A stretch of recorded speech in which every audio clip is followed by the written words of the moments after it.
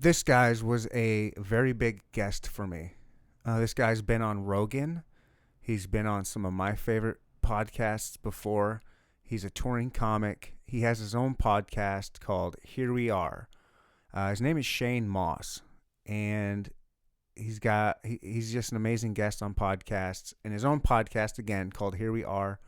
He talks to a scientist once a week, and just talks about whatever that scientist's specific field is. And he talks about great things. It's very interesting, scientific minded, but he's not like going to alienate you with too big of words and too big of questions.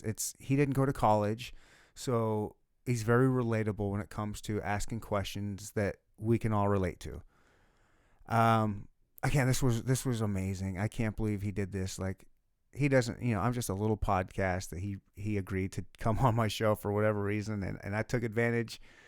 By far the biggest name I've had on, and a person that I've been super excited for to have someone this big on. It was a lot of fun, and I feel like I was kind of an idiot, but sometimes, I don't know. I don't know. Anyway, follow him, Shane_Mauss, Mauss, and give me a follow, guys. Don't forget to like and subscribe on all the platforms. And let's start this episode off. Here we go. Boom, schlock, boom. Welcome to the Inno Talk podcast. We'll no topic is off limits. Now here's your host, my daddy, and Roy the Soul. Thank you for coming to the Inno podcast. Boom, schlock, boom. 3, 2, 1. Here we are.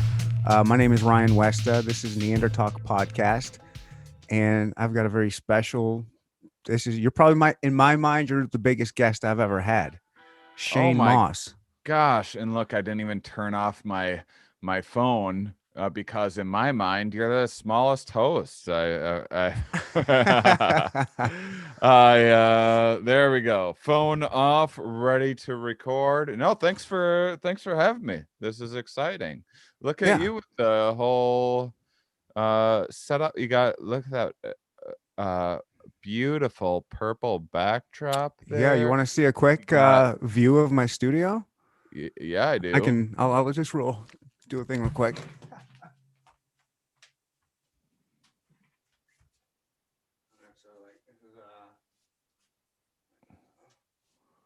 Oh, that's nice. I have I'm just in my bedroom in a corner.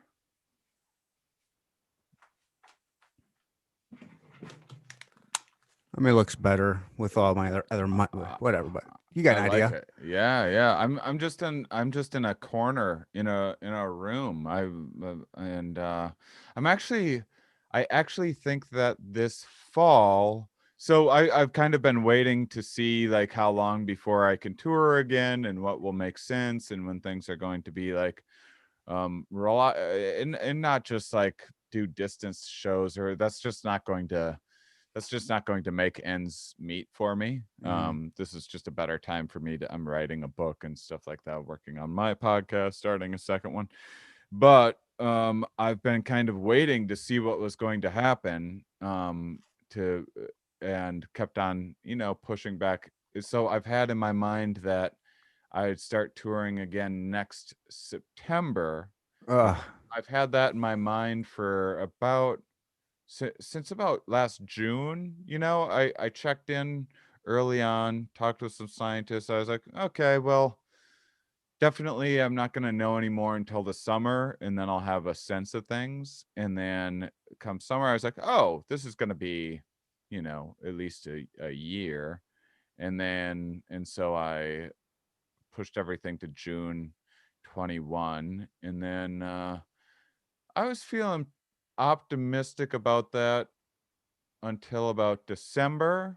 Okay. And then I started feeling optimistic again, like recently. But then I think that anyway, pragmatically, I moved my tour dates back. I'm not booking dates until March of 22.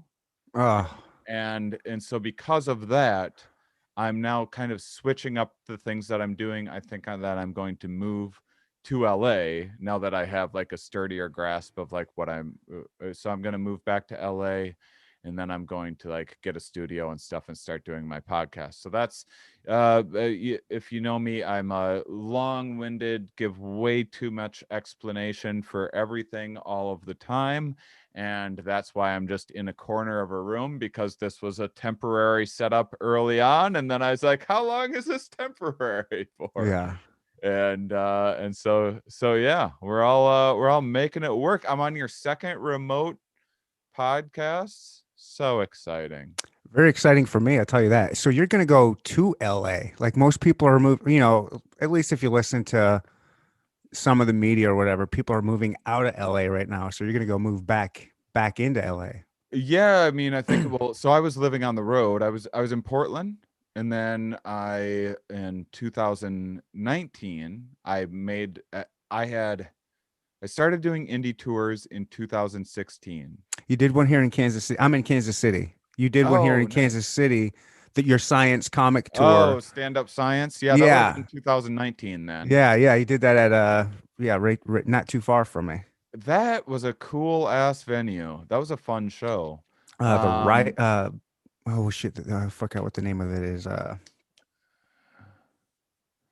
It doesn't matter. there's like 200 people there. It was Mm-hmm. like basically sold out. I think maybe it was sold out, and yeah, that was a super fun The record show. bar. Yeah, That's what yeah. And yeah, so when you saw me, I was living full time on the road, and I did it as like a year as an experiment, and loved it so much that it was like a 5-year plan. I was like, I'm just gonna live on the road for 5 years. If it drives me crazy and I get burnt out, whatever. And then COVID happened, and I was like, oh, I don't have a home now. And so Where are you right I, now? I Wisconsin or yeah, I'm in Wisconsin, crashing with my parents, and that's why I'm like, where am I going to move to? So we'll see. And I don't want to originally. I like being in a new city every 3 years, and but with everything that I have going on, and doing with making podcasting kind of my main thing for the foreseeable future, um I think that LA is a good place for me, because I have a ton of friends in production and stuff. Rent's cheap there right now, and I'm talking about this fall. So by this fall, there will be like tons of people vaccinated, lots of, and that'll be about the time when come like January, um 2022, about in about a year from now, people are going to be looking to get back to LA, to realize that, like, yeah, I think oh, so. maybe I built Nashville up a little bit too much in my head or whatever. Yeah. And like, I've been everywhere, man. I love everywhere, and I have like gone out of my way to my whole career. I've avoided LA and New York, which is really unusual for a comic. Mm-hmm. But I loved being on the road. Like my psychedelic show that I did with it was like, and my science show that you saw, like shows like that. It's one thing to like do them on a like, do a fun indie alt show on like a monthly basis or whatever in New York or LA. But to bring something like that to, like Nashville or wherever, where they don't have like as much of that where it's not like, oh, any night I can go see some like show made for intellectuals or whatever, or a psychedelic crowd, or Oh, there's good luck. Yeah, where would you find like you finding a psychedelic crowd in any city has got to be so difficult. Like it. Well, and it's scary. actually Like, not. it's going to be a sketchy scene, I would think. Like here in Kansas City, I don't know. Who am I gonna, I don't know. It just seems like a hard club to stumble upon, I suppose. Yeah, so that's why that was like kind of my thing, was like, I'm going to bring this to these underserved markets. Mm-hmm. And it was working like really well for me, and I was loving it, and people were so appreciative, and I'm excited to get back to it, but that's that's everyone moving from LA. One, I think that there is not nearly as much reason to be in LA as there used to be. And so for a lot of people, it's like, I love seeing the comedy scene decentralized. I love seeing not just like older like veteran comic that's still like in Minneapolis that's like really good or whatever, like a Chad Daniels or something like that isn't on the coast. Now there's like a bunch of heavy hitters spread out everywhere. Sprinkled across And the country now. I think that's awesome. And everyone's just doing stuff on their own and getting their own studios, and you just don't need LA and New York like you ever used to. But for me, I love the weather there, and if people have cleared out a little bit and rent's a little bit cheaper, like I have a ton of awesome friends around there and Right. stuff. And so I just started a new podcast that I haven't released yet. Ooh. You're getting the inside scoop. It's with Oh shit.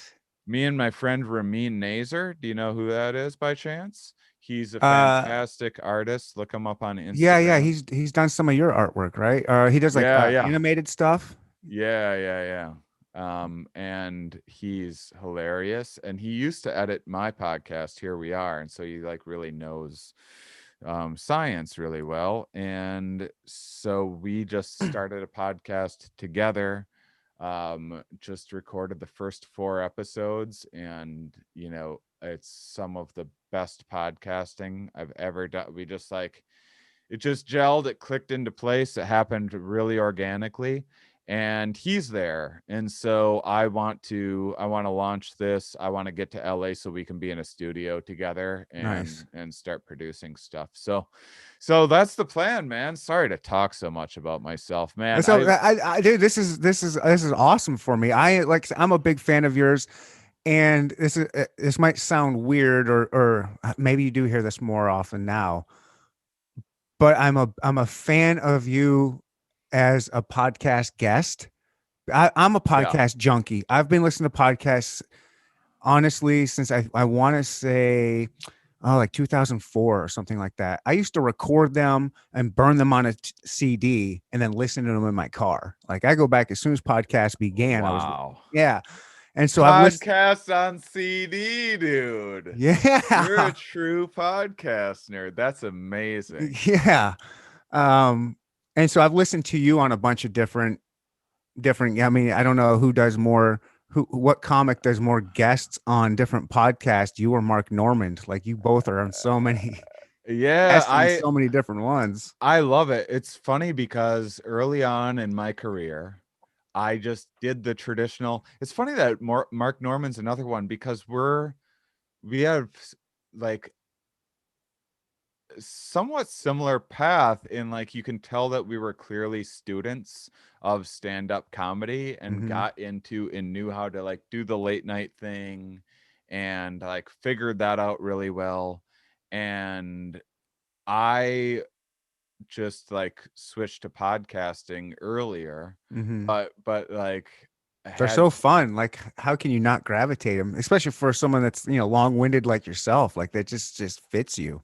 I didn't used to be. Okay. I used to be a one-liner comic, and then I just felt once podcasts, like I was always trying to express myself in like one line at a time and craft the perfect joke. And once podcasts allowed for us to just be like, oh, we can just actually talk about whatever we want to and Yes. give people a peek into our brains, because I know I talk about way different things than most people are interested in because I'm a person and I go around in life. And Hmm. when I start talking about things, people are like, huh, that's okay. You got a fascinating brain, way you think, which is why I gravitate to you. I'm on the same wavelength as you with a lot of just thinking styles and science minded. I think you're more brain than emotions. You know what I mean? Like you think more with your brain than your heart. I assume. I don't know. Yeah. That's how I am. Like I want Yeah. to. I don't know. More pragmatic about shit. Um, Yeah. when Yeah. like who? when did you first like who would you say was like your first big podcast where it kind of was like, oh, I like this, and it was like kind of a big deal for me?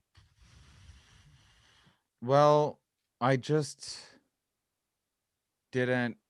If there was one or not, I don't know if you were I even mean, I conscious just about it, like, oh started shit. fiddling around with podcasting, like I was on a couple and it was okay. And then I started doing this double date podcast with my ex April Macy, and I would have a different couple on each time and stuff. And it was okay and everything, but it was I would say Pete Holmes was like the Okay. big one where it was like, oh my god, we just had this amazing conversation, and like people really responded to it, and got a lot of attention from that.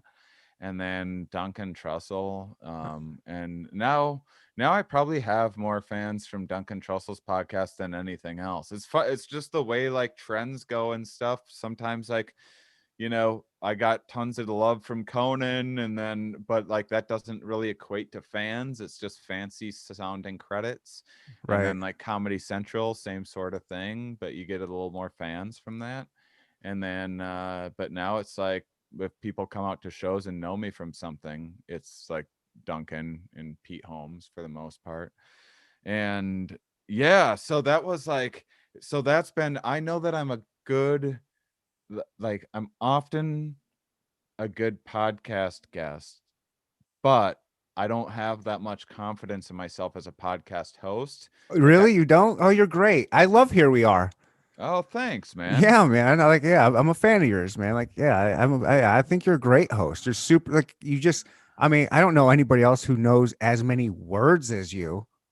Really? Oh my Uh, God. You know all the, I mean, I hang out with idiots, I guess, but you know so many great oh, big words. that makes me so happy to hear that. My vocabulary is the thing I'm the most insecure about. Oh, you're amazing. Yeah, I you're great. I don't have a I don't think that I have like a high verbal fluency. Is like something that I like Duncan Trussell. Oh my god. Like I Right. listen to him and like, what the hell? How do He's just you showing off. like that's crazy. Yeah. How do you sound like that? Yeah. Who are you? It's just like a different. He's tapped into a whole nother frequency. There's these I had this episode, this thing that blew my mind. This neuroscientist out of MIT, I wish I could remember her name. I'm the worst with names, but she was talking about verbal fluency, and they put people in an MRI, and they looked at their like the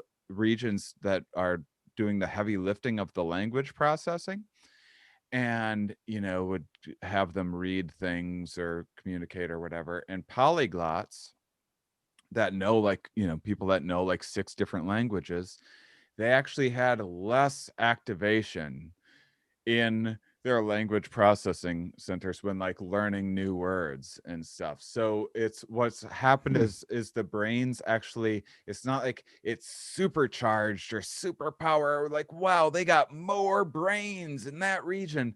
It's that they've like their brains have picked up on this pattern recognition. They've built efficiencies in their mind, and that just comes super easy for them, Okay. you They'd probably know be really good at different like that. Did you ever see King of Kong? Yeah, yeah, yeah, Those people yeah. will probably be good at like Pac-Man and King Kong if they're good at that pattern recognition. Probably Yeah, just like yeah. that kind of Well, that'd thing. be even like different regions. So this is there's a lot of flexibility with this too. Like they look at old back when taxi drivers were a thing, they would put taxi drivers in MRIs, in their spatial memory was just so enlarged, so much so like clearly doing being used quite a bit more than most people's, because they had to know their way around in every little nook and cranny and all the shortcuts. So yeah, I mean, all of these things, what I try to do with my podcast, and I hope people are getting, is that I actually don't think that I'm like I have some like standout intelligence or anything. I just think that this is like, hey, this is something you can work at. This is a tool. This is a muscle that Your you can brain? build. Yeah, Okay. absolutely. Yeah. And not just your brain, but like critical thinking. Like you I'm a can learn to think like this. You can. That's funny you bring that up. I'm really big into critical thinking.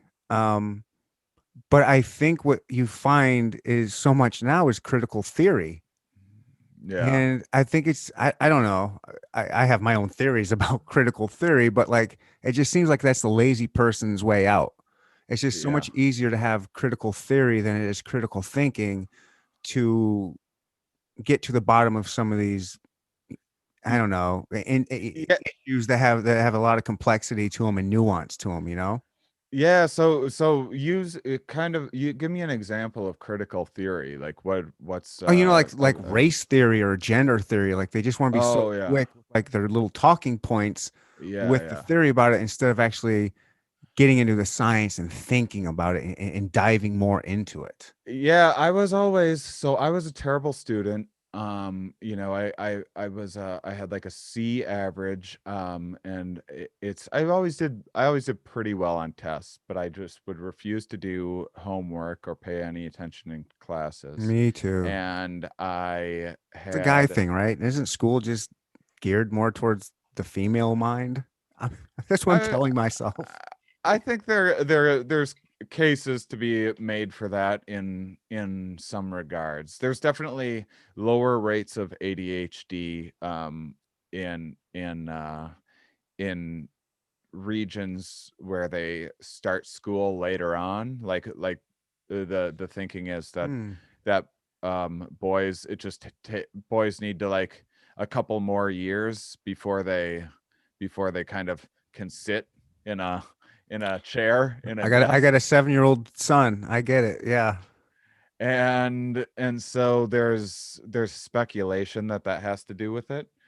And so yeah, I mean, I think that there's probably some gender differences there, but yeah, I guess math was the only thing that I was always an A+ student. I could like teach any math class that I was in. And it's also how I used to construct jokes was very formulaic. And so the way that I like thinking about things is in systems and like algebraic, like X and Y. Like I don't care about what the details are. Like you know I if X if you know the A for apples and B for bananas or something like that, and A plus B equals F, which is like the the total of fruit, Hmm. and then like per month or something like that, and then you can times that by 12 to get how much there is in a year. And I don't get hung up on most people get hung up on the details of like, well, what do the apples look like? Are they rotten? No, no, no, you aren't getting the. Right.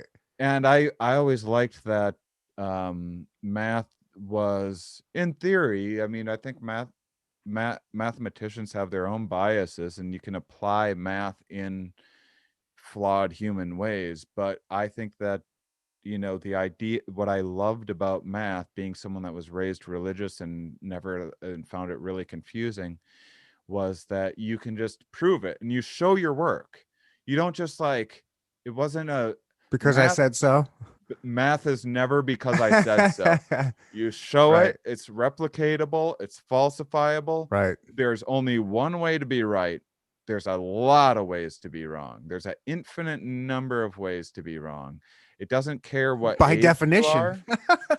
It doesn't care about your experience. I mean, you can get better at math through experience, but it doesn't care about your race, your gender. I mean, and again, quantify that because there's factors of like there are like there's amazing studies like giving math tests to Asian females and priming them to remind them of their gender or priming them to remind them of their race, and that influences their math. So if you don't prime them at all, they do just as well as anyone on math.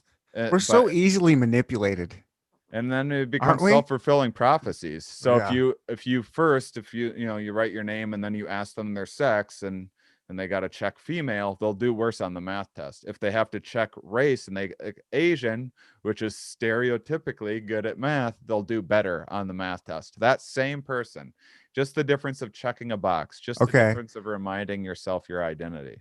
If I were to go in there and I checked Asian, would that make me do better on it? I think you have to believe it. All That's how placebos work. right. You, you don't Well, I'm you don't telling myself for this test, I'm Asian. I'm going to think Asian. I got this. you can tell yourself you're going to think Asian, and if you trick yourself into thinking you're thinking Asian, that could work. But you can't but like placebo, I think, is the most underrated effect that there is. I think the placebo effect is demands a lot more respect, is not to be hmm poo-pooed. I think much of life is about finding the placebo that works for you, but placebos don't work when you go, this is a placebo and I'm going to eat this placebo. That's not true. They work a little bit. Yeah, I think they have done a few studies where they Yeah, like blood pressure. Wasn't there like a blood pressure right. study where the people said, "Hey, you were just taking sugar pills," and it's like, well, I don't care. Give it to me anyways. It was working. Yeah. There's a bunch of stuff like that. And you can also just straight up tell people, "Hey, I'm giving you a placebo right now." And it seems to work. But is that because people are like, "Are you really giving Right, me a right. who knows?" But just generally speaking, in broad brush little hmm heuristics, because life is short, believing a placebo is the main factor in a placebo working. Which is crazy that how powerful the mind is It that it can is. overcome these things. Yeah, I'm with you. I've been a if you can say this, I've been a fan. I've been a fan of the placebo effect since I heard about it. Oh man, it's pretty amazing. I actually think that's why, I was talking with someone today. Anytime someone sends me, so I'm pretty hard headed about where I stand on COVID, in terms of like people doing what they can to do their part to limit spread in terms of wearing a mask and stuff like that. I'm not for like mandates or anything else. I'm just Okay. for encouraging social behavior that leads to lowering the spread of COVID. And usually when people come at with me with something that they've found that's like evidence of like, oh, well, here's why you don't need to worry about COVID. It's almost always from an MD. And that's interesting because no epidemiologist, no infectious disease person is saying any of this stuff. Like if I talk with an epidemiologist, they're no one's saying, yeah, let's just go and do some push-ups and do some supplements and stuff.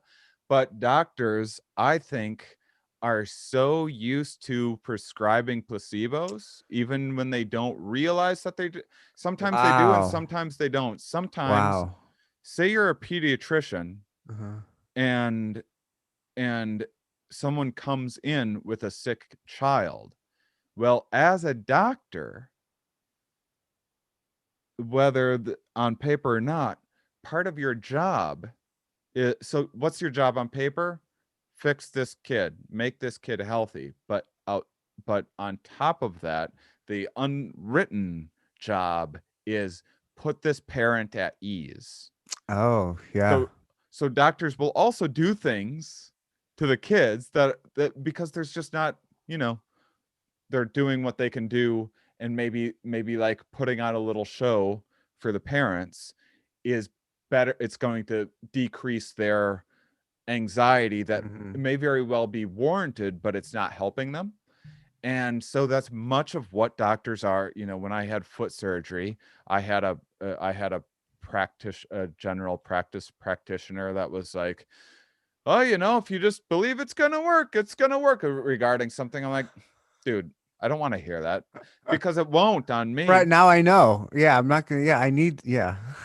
And but because of, so bedside manner is rewarded so much with hmm MDs. And there's so a well-liked doctor that screws up is far less likely to be sued than an unliked doctor that didn't screw up and it was just like a difficult task that didn't go the way everyone would like it to have Poor gone, you know. bedside manner, just matter of fact kind of dude. Yeah, Yeah. yeah.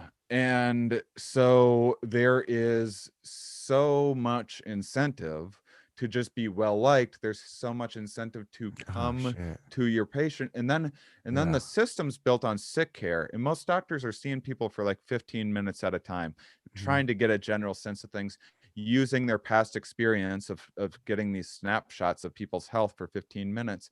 Most people are neglecting their regular physicals, like people aren't flossing and going to the dentist or whatever else as much as they want to. So they're either seeing these like really bad cases where people have waited too long. They didn't go in when the check engine light came on, they came in when the engine was on fire, Mhm. you know. So they're seeing these really bad cases, and then they're seeing, and these are just things I've been thinking lately. These aren't like from my thoughts from my podcast, just trends that I'm noticing. And then they're seeing people who are who's the other people that they're seeing again and again? Hypochondriacs Oh yeah. who need something, like need a new placebo, need to be poked with something, need, demand Is there a to be big given percentage something. of hypochondriacs out there? Like, are doctors dealing with hypochondriacs like all the time? This is pure wild speculation on my part. I Bring haven't it. That's what we talked to a like. doctor about this. It's just the point is like, go back to that pediatrician. Mm-hmm. That's a scientist does not do that. A scientist is careful to isolate every variable to make everything really sterile. They don't care about bedside manner. Mm-hmm. Unless that's like another variable you can throw into test or something like that. It's not part, and they're not getting paid based on their bedside manner or anything. They are getting, their incentive is make a replicable, testable theory that can be falsified but replicates and hasn't been falsified yet, that like, says something about the nature of reality. And that's a very, very, very different mindset, and it's a very different, and doctors have um pretty big egos too, in my Yeah. experience, Yeah, they do. because they're used to also being the all day long. They have someone coming in, please, genius, Right. save me. Save me. Yes. All of society, I was raised saying, you could be a doctor when you Right. grow up.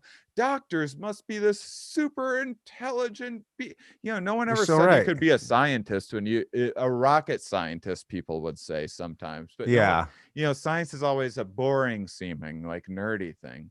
But a doctor, that's someone really doing something. And man, they have some inflated ego stuff going on. And then they tend to talk outside their field. They tend to like not know where their lane is. Okay. Yeah. Because I'm a And doctor and I'm the smartest guy in the room, I can just go ahead and where's that?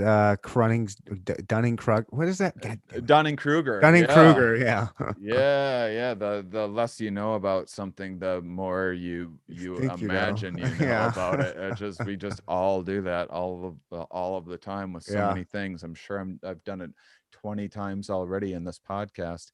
And so and this isn't to be unfair to doctors. This is just to point out, like, we all have biases, and even like the most well trained, I mean, doctors are amazing. I think hopefully after all of this, we'll figure out a way to get it so that doctors don't have to work more than 40 hours a week. And I mean, doctors were working 70 hours a week before a global pandemic happened. That's a big part of why all of this is happening, Huh. because we don't have the healthcare system in place. We were running at pedal to the we were in the fucking red, people, the whole medical community was being burnt out and efficiencies built in and everything like that. Before a global pandemic, we didn't have, you know, just like everyone in this country that didn't have savings, including myself, everyone, you know, uh, uh, uh, we're all just like, as a society, Yeah. America's just been like, Redlining woo, it. That's what we do. really, yeah. Just redline it till you can't redline no more, and then hopefully you got a good mechanic that'll help you out. Yeah, I don't know, man. I Yeah. don't know either.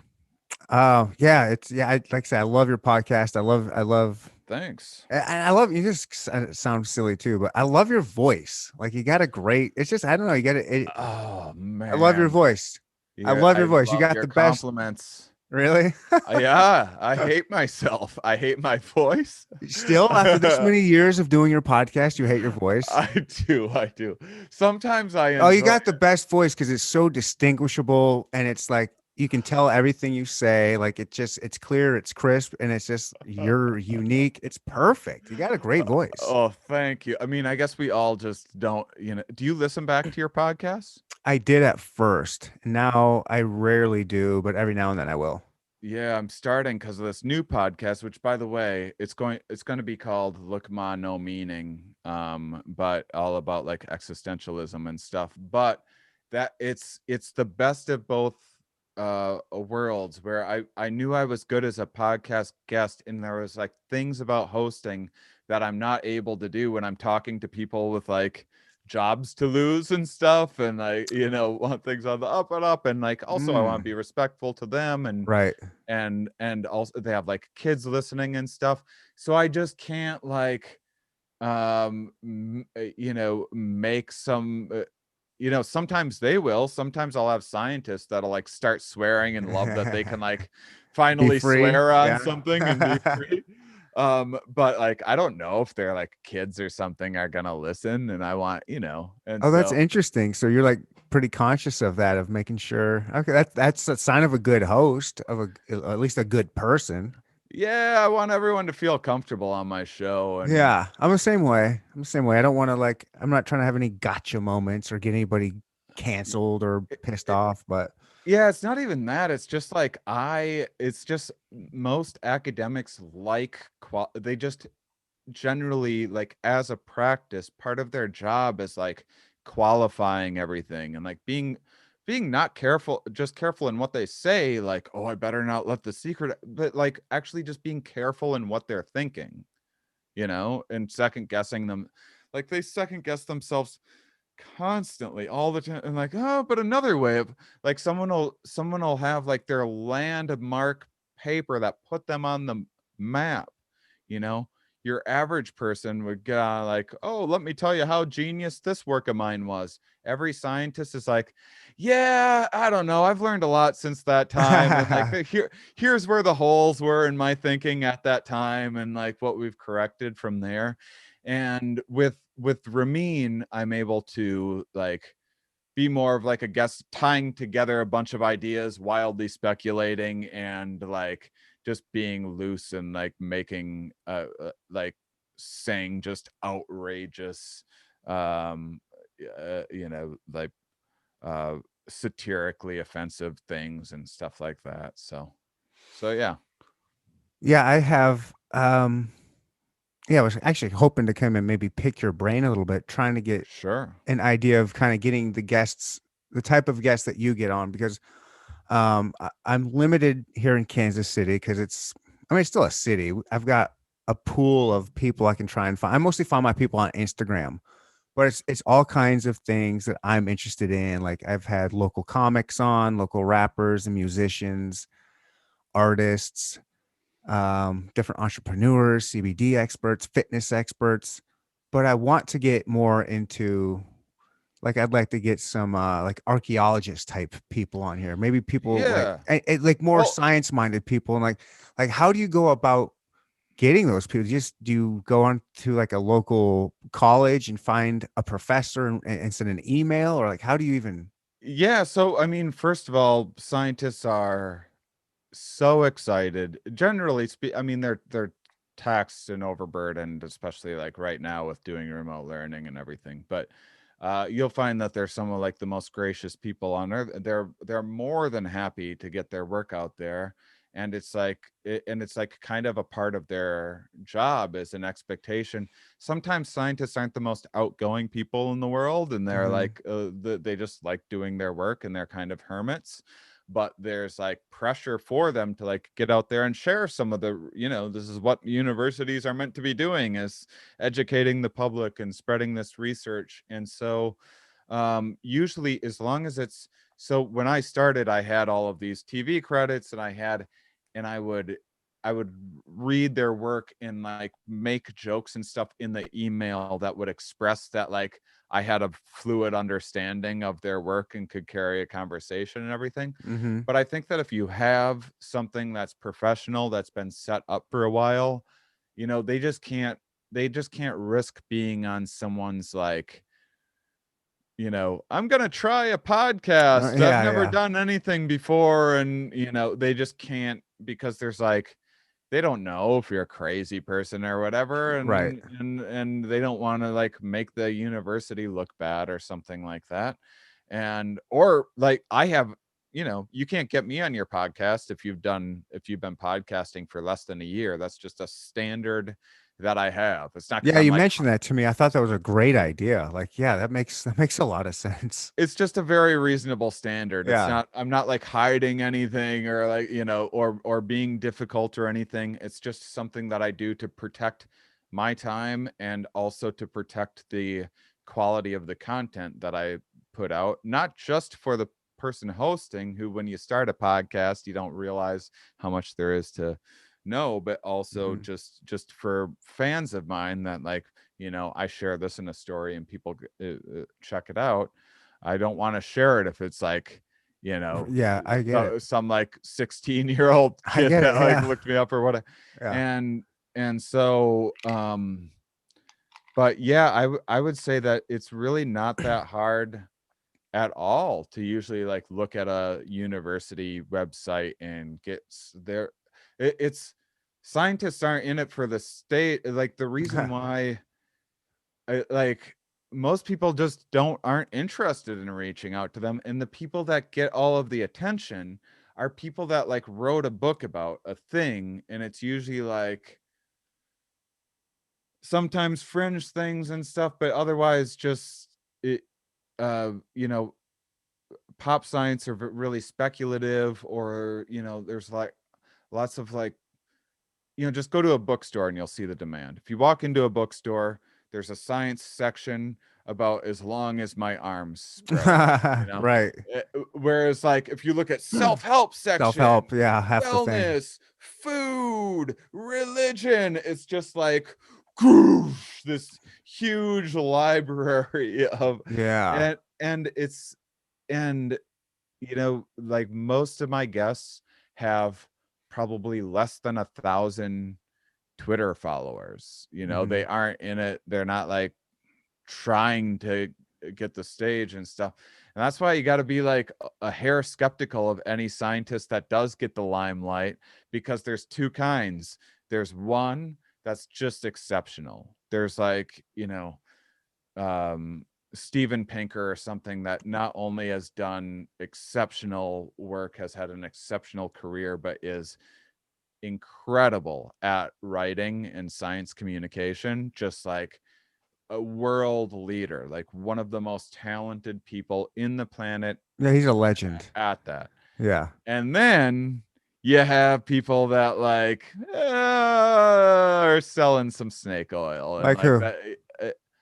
I don't know. There's just endless. If you go to like um the any like any spirituality or like wellness Oh yeah. area or whatever in Yeah, a that shit's all. bookstore, Yeah.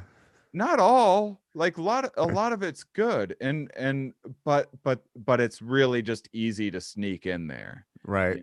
and it's easy to, I mean, look at the History Channel. History Channel used to be history-ish, kind of. I think that just focusing on war all of the time Yeah, it is was a like, lot of World War I and World War II.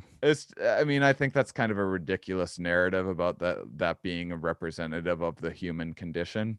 But now it's like ancient aliens and stuff like that, which is like, I loved that stuff when it was like, here's a fun thing to think about. Like, I loved thinking about like simulation theory and stuff like that, but like, I don't want that just all of like, if I'm tuning into the Discovery Channel, I don't want Black Mirror. Like, Right. I'll watch Black Mirror when When I want, fucking yeah. awesome show, and then I'll watch Black Mirror, but the reason why I'm watching the Discovery Channel is to learn some shit, Right. not some dumb reality show. But Right. Yeah. that's just the state of the world that we're in right now. And so I would I would love for you and more people to, I think the reason why people don't get scientists more often is simply there's not a draw. You know, if you have me on your podcast, you might get a few more listeners than normal. Who knows? It's not like my career is like blowing up or anything. And then you get someone like bigger than me, you'll get more listeners in. You Mhm. you you get like Duncan Trussell or like Rogan or something on your podcast, and you're going to like immediately get, you get like Charles Barkley or something on your podcast. You're going to get a lot more views. You're Yeah, going to we get a call that lot more listeners. we call that clout chasing. Yeah, I'm yeah, not yeah, really a clout chaser. Like my podcast is like I tell people, and people know me now by now. It's a selfish endeavor. I just want to talk to people that I genuinely want to talk to. yeah, I don't care how many. Like this is incredible for me. Like you're right. It might not. It's probably not going to bring a whole lot of extra listeners to it, but I don't care. Like that's not what I did it for. Like I was like you brought up simulation theory, and for whatever this means, I don't exactly know how to define it, but 2021, I'm living this life like it's a simulation theory. I'm going to yeah. just treat this year like this, like I know it's a simulation, and I'm just starting to do things a little bit more differently than I normally would. Try to play it like it's a video, like it's Grand Theft Auto. Like Hmm. that's kind of what I'm treating it as. And like I was drinking with this lady friend of mine the other night, and I saw one of your Zoom videos that you posted on Instagram. I was like, I had a couple drinks, and I was like, let me just shoot him a message, see if he'll do my podcast. Like this year, I'm just going to kind of take more chances, and then I Yeah, did it, and look, boom, here we are. Like this, yeah. You just and they say drinking makes you make bad decisions. yeah, I can't. Yeah, I But drink those away. very rarely do you wake up the next day having drunk tested of future guests for your podcast. That's Uh, right. yeah, I mean we're all living in a simulated model of reality we call consciousness. It's Yeah. just interesting that the human mind is now like kind of becoming aware of that a little bit, because the way in which we articulate our experiences is creating metaphors based on these kind of external things that we kind of connect and grasp at to find. There's like embodied cognition of like, you go like, that girl's hot, her temperature's not, she's not running a fever. Yeah. You find her attractive, or we're having a deep conversation, right? Like, what? We're not in a basement right now. Mm-hmm. We're having depth within the concepts of the, Mm-hmm. it's a layered kind of. And in that same way, there, if you look at, people be like, "Ooh, I had a light bulb go off in my head," when the light Yeah. bulb was invented, because it was like one of the single best inventions ever. And then I'm sure before that it was like, "Ooh," and then lightning struck and I had an idea. And then like cars come along, and you're like, "Oh, I'm feeling really driven, and let me steer this conversation." And so the external realities, the advancements in technology, then influence our perception of the way in which we articulate the inner workings of our own mind. And so then computers come along, and now we're getting these massive downloads, and I only have so much Mm-hmm. bandwidth. And so it's not so much that we're like living in a simulation, like a Truman Show ish type thing, but a Mm-hmm. simulation is, and we might be doing that, uh, for but what we're definitely doing is living in is our brain is having to simulate future outcomes and reflect on our and drawing past memories to make decisions about what we're saying right now and doing and thinking. So like, yeah, you're in a simulation. That's right. Congratulations. Just for this year. I'll wake Yeah, up we're next year. um, yeah. and when I was talking to her about getting you on my show, the one thing I had to bring up, and like one of the biggest reasons I told her I wanted you on my show, is because I wanted to thank you for something. You were on a pod, like I said, I've listened to you on a bunch of podcasts, and I don't even know if you're gonna remember this. Steve Renazizi had a podcast called like "Read Me This Book" or something like that. Okay, like I said, you Uh, probably wouldn't even remembered it, but there was a book on there that you recommended and talked about. It was called God. Now I hope it's Red Rising. really? I talked about a book called Red Rising. Do you know that On book? s- I don't know that book. Was it me Pierce that did Brown. You this? know what? Maybe I'm completely confusing. I could I have think you're swore it was you. confusing someone else. Ah, Someone else changed your life. someone else You got changed my you life. got to find that other person that changed your life. I thought I could have swore it was you. Huh? Well, Well, it was, well, I'm gonna change your life by steering you in the right direction, which is away from me and toward the person with the real answers, the person who was on Steve Ransiski's podcast, Red Queen. no, it was Red Rising. It's a Red trill. Rise. It was one book and then it turned into a trilogy, and now it's Oh, like a series of five. The oh, sixth book's coming out oh soon. yeah, no, I don't read fiction. I don't either. But then, oh God, well, I wish I would have knew who it was. It was someone that reads a book all the time. Whatever. Well, Someone regardless, let that me go reads. back to another favorite story of mine of yours is when you broke your heels. Yeah, yeah. I mean, I'm sure you're probably sick of talking about that. It was a long time ago, but like you're Well, I good. haven't talked about it in a long time. I'm fine to talk about it. Yeah. It's prepared me for that was the first time that I had to that I was like pretty down and out was I broke both of my heels while hiking and one of them exploded Oh, and it required a pretty intensive surgery and I jumped off of something trying to take a shortcut. I jumped like from a trail down to another trail. It was too high and I was wearing bad shoes how high and was it? Like, it was like 12 feet, but it was oh, like, that's it. That doesn't seem. yeah, I mean, that's I actually, high, but it's not, it wasn't crazy. I've jumped off higher, but there was a lot of, I was wearing barefoot running shoes. So oh, I would have been better off being barefoot because the shoes give you a false sense of confidence. And so you land like you have regular shoes on, with cushioning. So that's why I broke my heels. oh, And instead, like if I would have taken them off and jumped barefoot, I bet I would have been okay. But I or not as bad. Um, but anyhow, it was um it was a huge ordeal. It required so I lived in a I was in Malibu at the time. My place had like 50 steps to get to my apartment and both of holy my feet shit. were broken.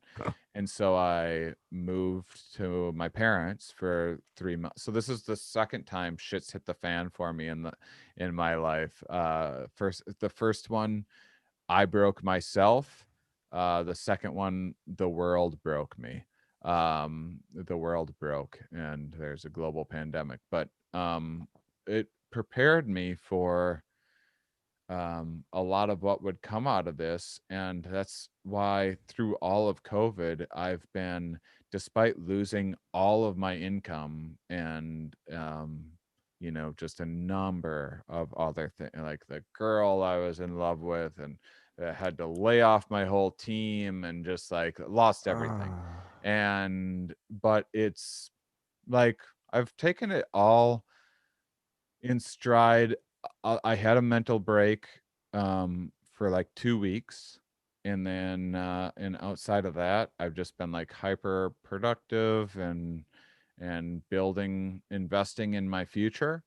And that's kind of something that I learned from breaking my feet, like prepared me for this right away. And there was also like the accepting and the surrendering of just like, well, okay, this is, there goes my next 3 months, and now there's going to be a whole Whoa. ordeal, and getting ready for when it like psychologically breaks you, because it's never the big things, it's always like the small things Right. that it's like you're putting a shoe on, and like the shoelace breaks. That's it. That's the shit that's what'll, you'll get through all of the other things, but it's that last little, Mm-hmm. God, is everything gonna go wrong? That'll break you. And so yeah, I don't know, it's an interesting experience. But it Uh, helped you, and now it's got. Yeah, I have noticed you have. It does seem like you're taking all of this, losing, you know, your livelihood for the most part. You're taking it very well. Like it's.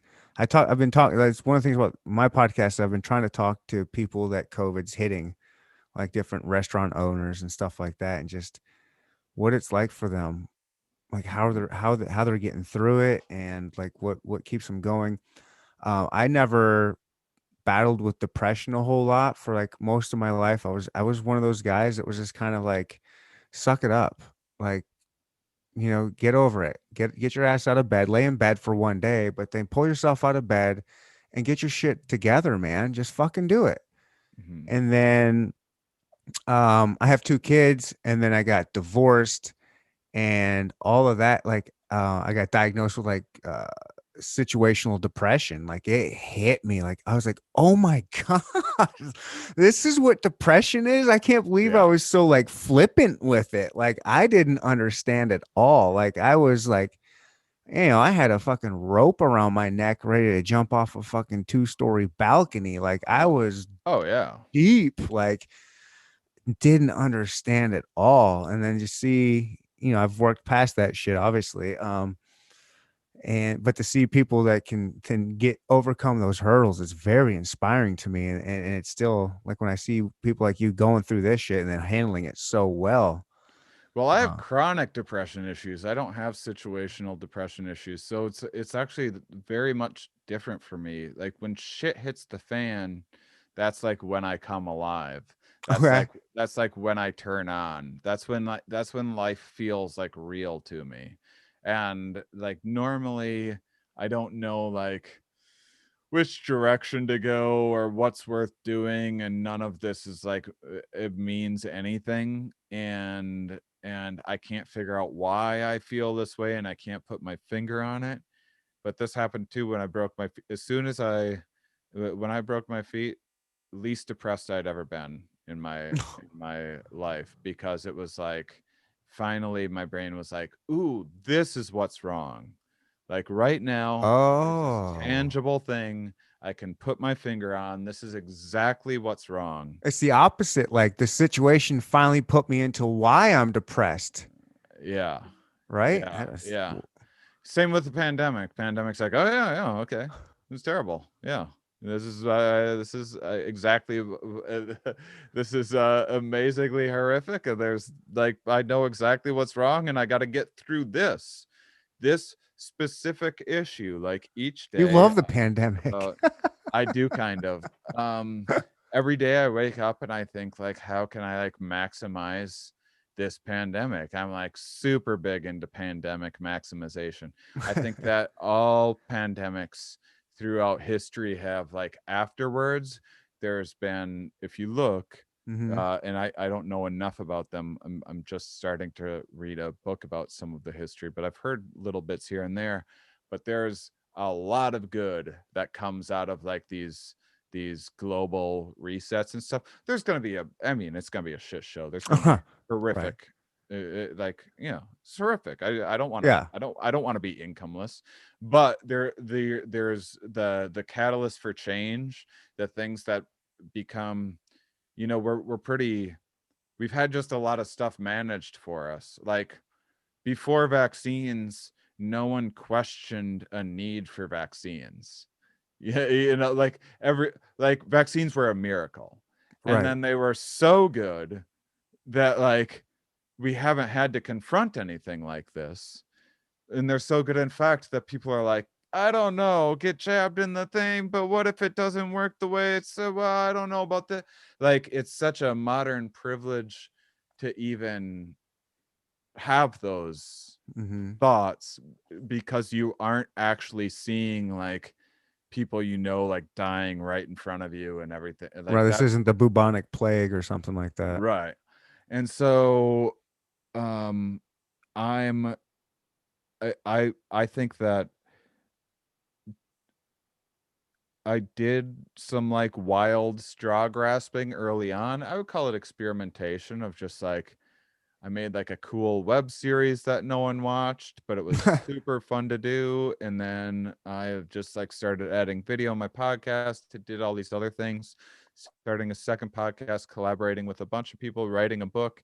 And I want to make sure, like every day, I think when I look back at this pandemic, I'm going to go, holy shit, thank you for everything you did during that like 2-year span because you set me up for success. Like the lessons that I've learned in terms of even just like budgeting and stuff like that of like I mean I was going out to eat in like fancy restaurants and stuff like five, at least 5 times a week. Oh I was man. living on the road, like places that like you take someone on your anniversary, Oh shit. like I'd go like 5 times a week at least. Wow. Not necessarily for dinner. You can get a pretty good deal on lunch in those Right. places. Happy hour, some appetizers and stuff. Yeah. But that was like my thing. And now I look back and I'm like, God, that was silly. I'm not gonna beat myself up for it. It was I imagine. I can barely remember it now, but I remember it being a really nice time. I Nice. remember Yeah. enjoying it a lot. But just stuff like that and stuff like I always thought just keep on investing in myself, just Mm-hmm. keep building, keep building. Every time I made money, I was like, well, taking everything like savings account, 401k. No, you want to show will pay interest, put more money back in myself and watch it build, and and I was redlining, you know and there's so many things like that. There's so many things that this pandemic has given me a chance to like step back and go, maybe I didn't want to live on the road for, the next 5 years. And maybe it's good that I'm like experimenting with social media, even if I'm like an incredible dick on Twitter. And so there's just, I think the saddest thing that you don't hear about all of this is the incredible opportunities that people are missing out on to like do a career change, to educate themselves, to just take in this experience. Like every day is just like what's happening, and I know so much more about human nature and what I want to do with my life. And it's, I don't know, I think it's been amazing. I think it's horrific. I hope that um um people, I hope people start. My position is that I would like people to take it seriously until everyone that wants to get a vaccine has had a chance to get a vaccine, Okay. and then we're all in a position to make our own choices at that stage. But like right now, I don't have, like my dad has to go to work. My sister has to go to work. People are forced to like go and live their lives Right. that don't want to get COVID, and wish that that their coworkers and stuff like that would take it more seriously. I I don't have to worry about that too much because I'm just like super quarantine, but that's what I wish, because I don't think people know what they're in for in terms of the long-term effects of COVID.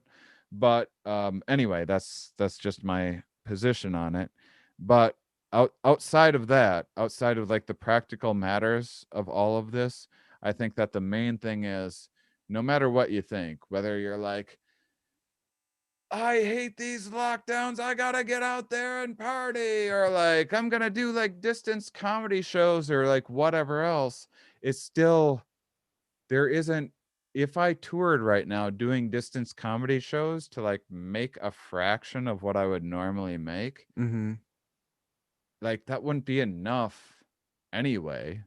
Even if I didn't care, if I was like getting, potentially encouraging people to keep spreading a pandemic, which means it's that much longer before I'm actually going to get to tour and have people come in Yeah. not reluctantly. But um I think that people trying to make their normal life work like trying every bit of their normal life to like work in a pandemic, and trying to do like quarantine compromised normal life is sometimes necessary, but it's a different journey than pandemic maximization of like taking this as a chance to like, okay, the world is in like utter chaos, there's so much, how is this going to restructure things, what's how is education going to change, how is the Yeah. world going to change, how is business going to change, how is currency going to change. There's so much turbulence and instability right now that like, you know good time to try honing some like flexibility um muscles, in my opinion, and take some chances and try some new things and experiment. Yeah. I don't think enough people are thinking like that. I mean, we've had about a year now of like lockdowns. I think those started almost I think in March for us here is kind of when Mhm. lockdowns kind of first started. And Yeah, I mean, in the beginning they were pretty serious, but are they, I imagine businesses and stuff, but it's not, they aren't like nailing people's doors shut, like I still right. like go outside and everything, but what does lockdown there mean? Well, Is it here it like, doesn't mean much anymore. At first it started like there was an early curfew, bars and everything were closed, but that lasted not too long. Now, yeah, like 2 months? now look, and now everything's basically open. I mean, Yeah. you can go to a bar till I think midnight, 10 o'clock or midnight, and they're gonna tell you it's socially distanced, but Yeah. it's not. Yeah, of And course not. you have to wear your mask as soon as you get to your table, but as soon as you sit down, you can take your mask off, which Yeah. everybody does. And Yeah. so it's it's still pre-pand. I don't know. It Yeah. hasn't changed a whole lot, but for a while there Exactly. it did. Like a lot of people were off work. I'm a quote unquote essential worker. I'm a fucking mailman, man. Like I have to work. So my life hasn't changed a whole lot as far as that goes. Mhm. But I've seen a lot of people where their lives had changed, where they lost their job, or they got laid off, they lost Mhm. their business, but they have the opportunity to work on something. And like now is the time of you understand that this pandemic, let's face it, it hurts fat people. And I see a lot of like my fat friends that are paranoid. They're so paranoid about this virus, getting this virus, and a year has passed and they're still fat. Like I haven't seen them once go on a walk or a run or mess with their diet. It's like, I mean, if you're so paranoid, like shouldn't you like kind of work, like take this time now? Like if this hasn't smacked, if the world hasn't smacked you in the face now, when is it ever? Well, I have lots to say about that. And one, there's a reason why there's higher morbidity with obese, and it's because weight on their chest making it hard for respirators to get air in. It's not like it's not that uh, you know necessarily just because someone's a little bigger, necessarily that much more unfit or being ravaged by disease anymore. Mhm. They've done a lot of studies on athletes that got COVID, and then giving testing their heart and finding lots of like heart scarring in young people that hardly like didn't show symptoms, and they don't know, like, because that's such an unusual thing to have this like condition, they don't know if it will never affect them, or if those people that are taking care of themselves, that are athletes, if they're going to have cardiac problems 10, 20 years from now, Mhm. that they didn't see coming. And I do think there's way too much of I think that's it's putting a little bit too much confidence in things to think like, oh, I'm young and healthy, so I have nothing to worry about, because I don't think we know that, because it's a novel virus. And two, like, yeah, people should take better care of themselves, but that's always, That's always a thing, like, sure. that's always a thing. It's not like a secret that we need to be Right. healthy. Like you get that.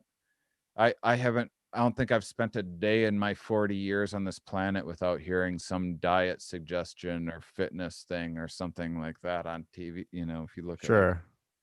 uh, go back to the bookstore and look at the wellness and the fitness and we get overwhelmed with this stuff.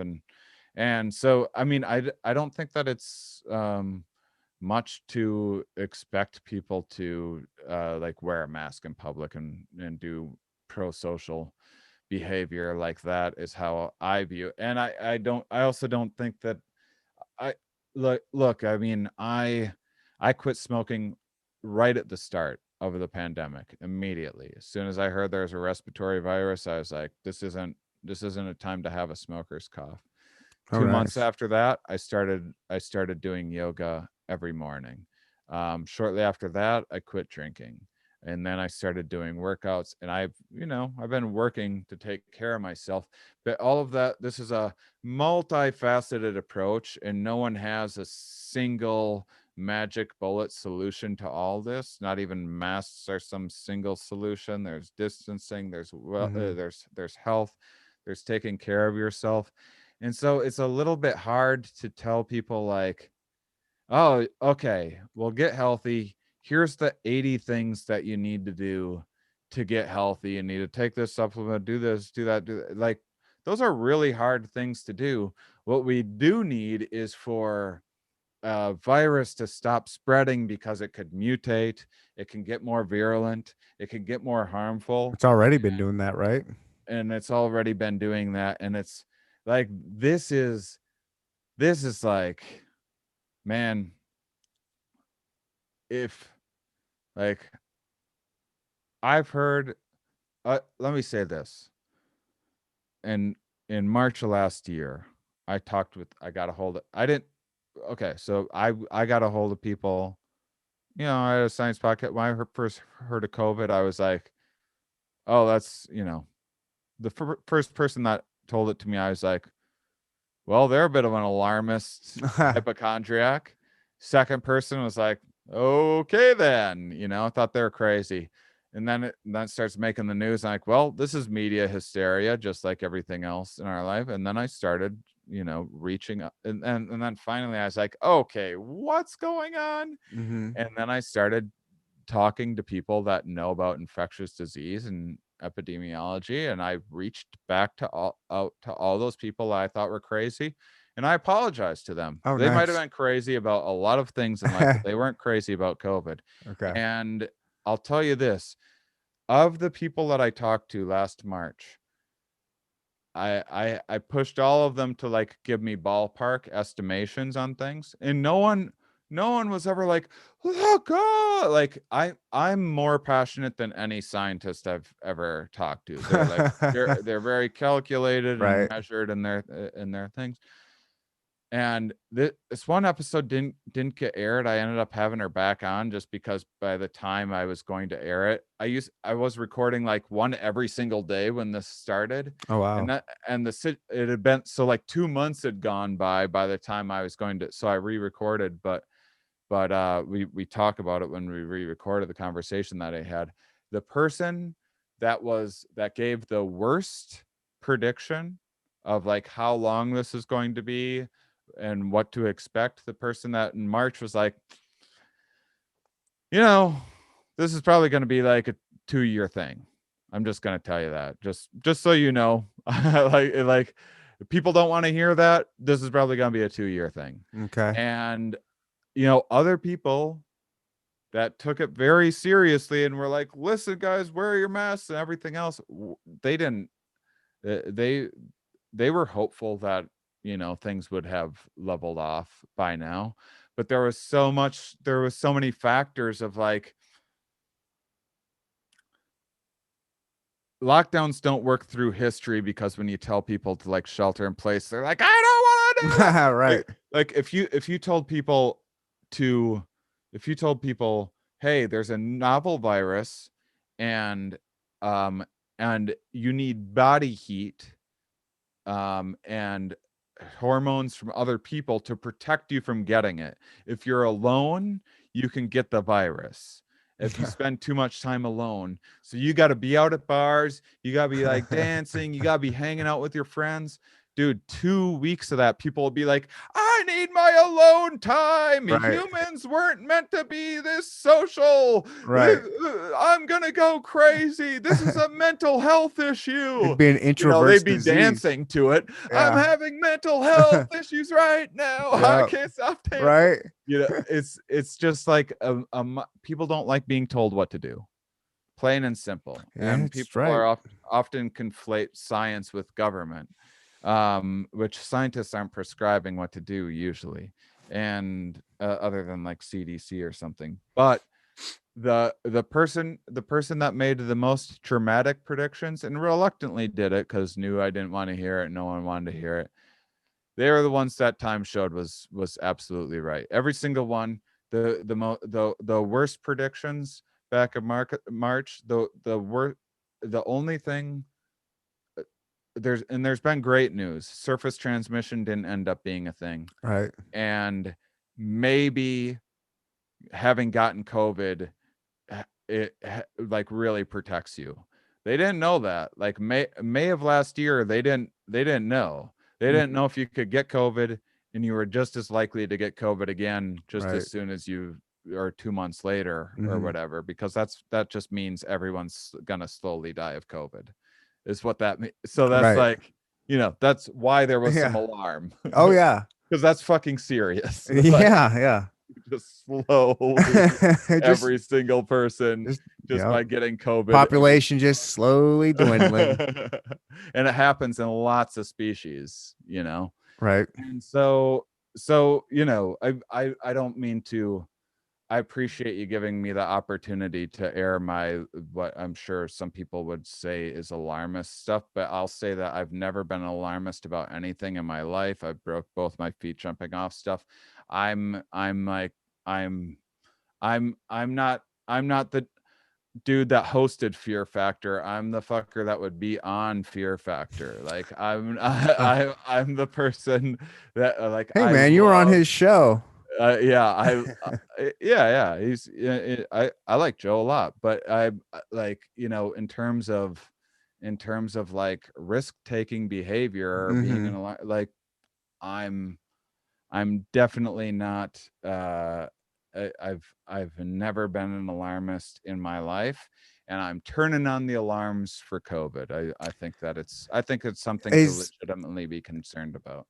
Is it are your alarms and concerns with this more for yourself personally or as a global stage? Like what is your biggest fear with this, that it does start trickling the overall population across the world, or what are your biggest fears of this, or that you think are a reality that could possibly happen? I think the long-term effects are the worst because if I like put on my cold-hearted analytical side of things, like,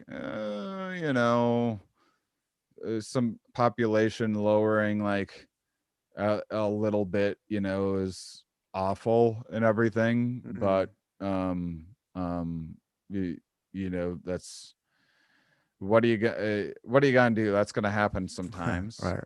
But the idea that there could be like millions of people that are going to be burdening our healthcare system more than they would have otherwise, Mm-hmm. because someone's going to get COVID and then be more likely to have a stroke 10 years from now or something like that, Okay. um, is the thing that I think is going to have some pretty long-term rippling effects. And then the other thing is, And our health, and that's part of that fear is because you don't think our healthcare system is prepared for that. partially. And then Okay. we're going to lose. I mean, we've already lost hundreds of healthcare workers, which are like really difficult to replace. Mm-hmm. That's like that's taking some of like the most dedicated, studious minds in the world and giving them like 20 years of training. And like when you lose that person, that's a different situation than losing like a fucking comedian podcaster or something Right. like that, Sure. or a waitress or whatever.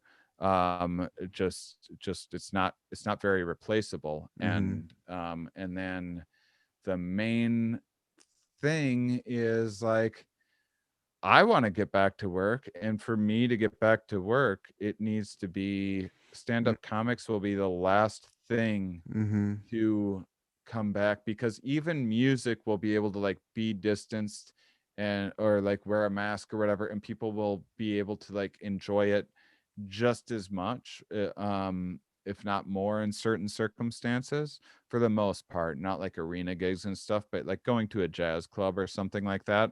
A distance jazz club is great. A distance comedy show is awful. And so I want and I'm a producer, so I need people to want to come to my shows. Mm-hmm. Like, it's not just like, oh, I could go and put on a show right now, but I need people to come to it.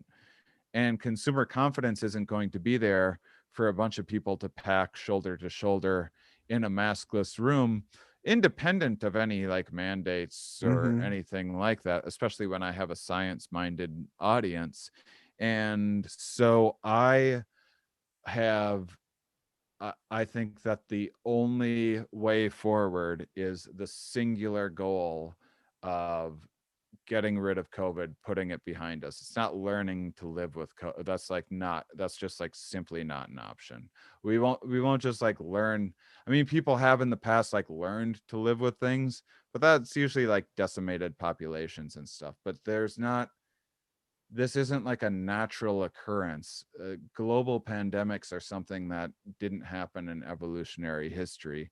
They are a modern problem, brought about by biodiversity loss and a mix of modern science and agriculture and global travel. There wasn't global pandemics before humans could travel globally, and this is an invasive species which we haven't evolved for. And so I don't think it's the most virulent disease in the world. It could mutate and get worse, and maybe it won't. And I would say that like if you had COVID right now, I'd be like, oh, you'll probably be all right, you know. Right. But I don't think um that makes it okay for people to chance other people. And I think that that's only going to lead to, I think that there's ways they've always made economies work through. In the first pandemics, they invented home grocery delivery.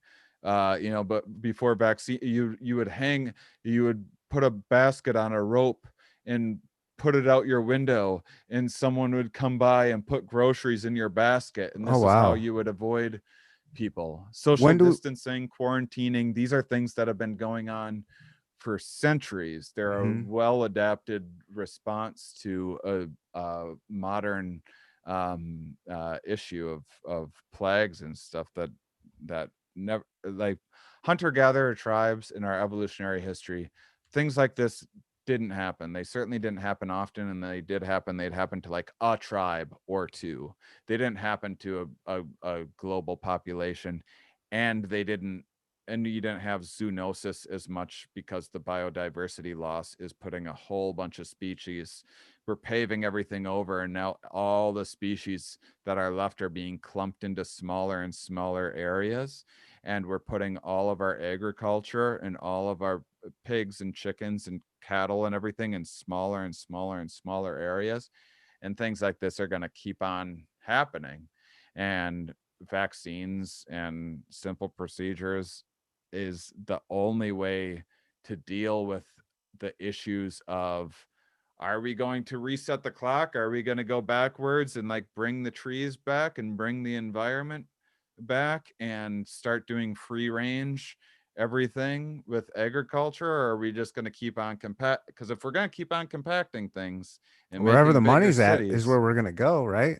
then yeah, then like, then the only way out is in, and you need modern solutions to modern problems, and vaccines take a while to make and get right, and we're lucky to have these ones already, in my opinion, which is definitely not, it's not one that I hear. I mean, I don't watch the mainstream news, so I don't know what's going on out there. I just know what like scientists tell me, and then I know, like, I live in like I was raised, like most of my relatives are Trumpers. And so Okay. like, so I hear their like takes on Oh, things yeah, nice. constantly. And Right. so, my perception is skewed, where I talk with scientists Mm-hmm. and I talk with Trumpers.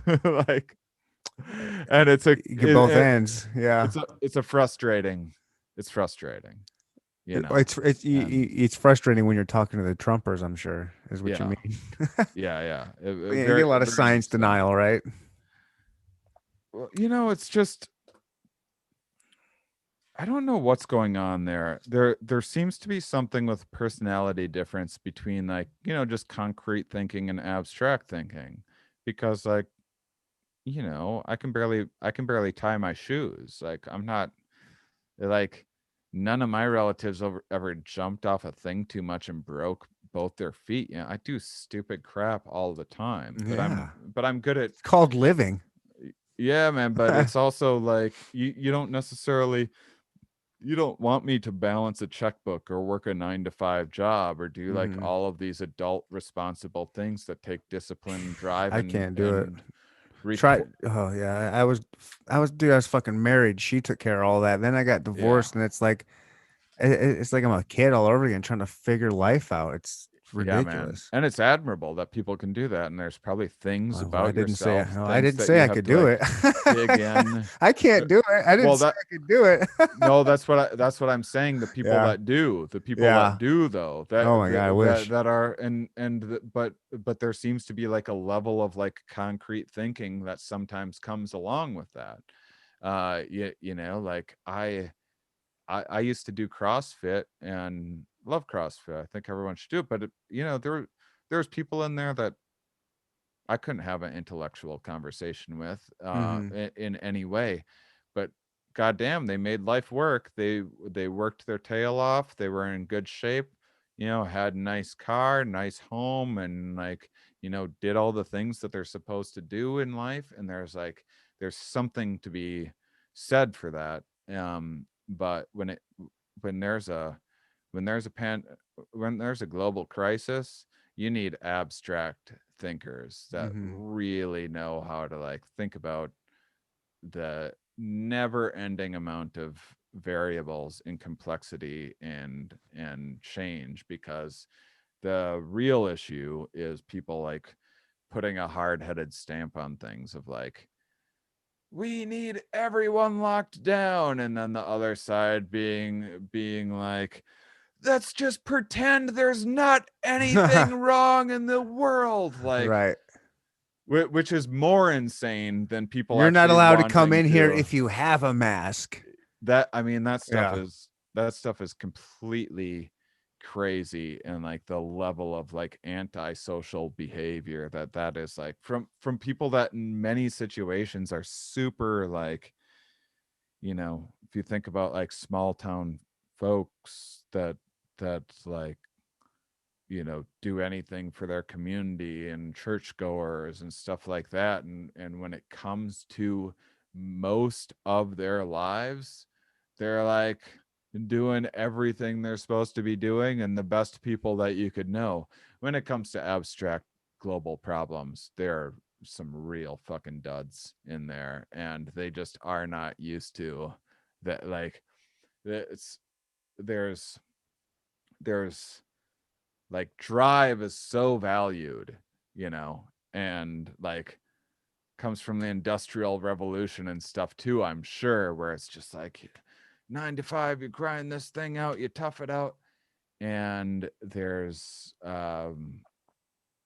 I think that we value um the strength of the grip that someone has on their beliefs sometimes more than the actual strength of their beliefs. Mm-hmm. So these are people are like, well, that person really believes in what they're saying. Like they would rather hear someone say something that is incorrect, but say it very, very confidently Right. than they would It's to very hear like, believing. Yeah, it can be very believing. Again, that Dunning Kruger thing. You get those yeah, people that are just, and add on top of it that they're a salesman, and maybe they do a little coke, and then they could throw that little cocktail together, and you're ready to go into business with them. Whatever. Yeah, fuck masks. I don't even know if yeah. you're right. Yeah, COVID is a fucking hoax. What the? Yeah, you get hooked real quick on these fucking vampires. And it is, and it's I mean, and then it's we are social creatures, so we're influenced Yeah. by that, and then you get called like a pussy or whatever for like trying to like, I mean, not only am I being a good citizen, but it's also just not that much for me to do that, or to Right. like, be considerate and like, to defer to the person who's the most concerned in that situation. But to hear you and I sit here and like qualify our thinking and like maybe slightly see things a little bit different and than each other, and like go back and forth, and we're not making some like grand proclamation one way or another. Maybe I am a little bit with my hysteria, but that's the style of thinking that like some people just aren't used to, don't Hmm. respond to, doesn't hasn't driven them forward in life. And now like this thing that's their drive, that's like confidence, don't think too much about it. If you're having a bad day, just set it, don't even think about that, just keep going, just forward, forward, forward, do exactly the thing that you work 9 to 5, you show up on time each day, you do this thing, then you'll get a promotion, and then you do this and you say, Right. and and that works really well when the structure of our society is stabilized and everything is the same day in, day out, week to week. But when things are, when once we're in the turbulent seas of chaos, that's when you need um scientists, that's when you need like abstract thinkers, that's when you need people that can really like sit back and analyze things and think of creative solutions and can change their mind. Is the vaccine the way out? Is that how we're gonna get to see you back on tour? Is once this vaccine's made available for everybody that those want to take it? Is that your vision for us to get out of this thing for the most part? Yeah, and that's going to take a while too. So the vaccines that we have right now, because now there's like the variants coming, it's going to like, there's probably going to need boosters for a while until there's like better vaccines to get like exactly the variant strain, and then and then we'll just get it. We'll get rid of it. Not it, it'll it's not like it's not like a flu where you're Okay. going to get a flu vaccine every year or something. Like we're going to get rid of it, like H1N1, or like swine flu or Mm-hmm. SARS or something like that. Like, yes, it exists, Right. but you know, Right. we're on it. We got it isolated. We're on top of it. We're like, making sure it's in like a couple third world countries. We're monitoring it. We're doing everything we can there. And yeah, I think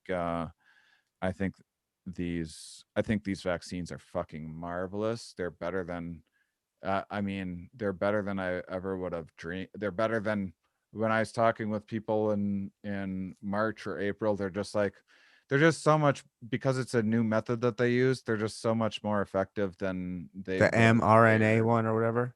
Yeah, and seemingly safer and everything else at this point. And this is the history.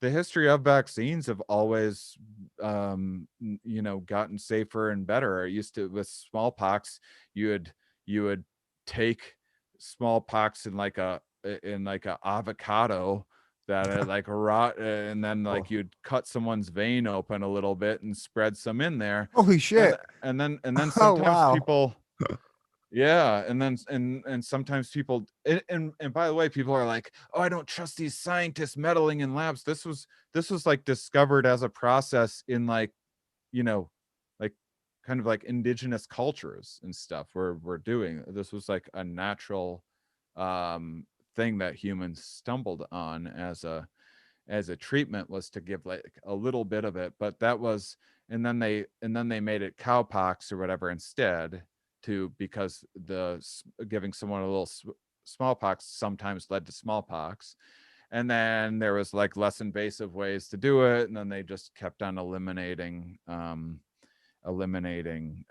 side effects until, and now this is a new advancement, and I don't know much about it, but there are people that do there are people that have been like eager to have the resources to experiment more with this, and it's gave this opportunity, and the reason why is because what they're already finding out about it and had in years past is that it seems like it might be useful for treatment of cancers, for treatment of MS. It seems like this method Wow. might have downstream effects of like truly advancing modern science in a way that hasn't happened since like the polio vaccine. Really? Yeah, like we might be the healthiest population, and like you said, your fat friends that aren't working out um as much. It's fine if they don't work out. I just don't want you complaining about how scared you are of this thing. I don't I know. mean, I think I'm not it's gonna. hard. I think there's a lot of evolutionary mismatches.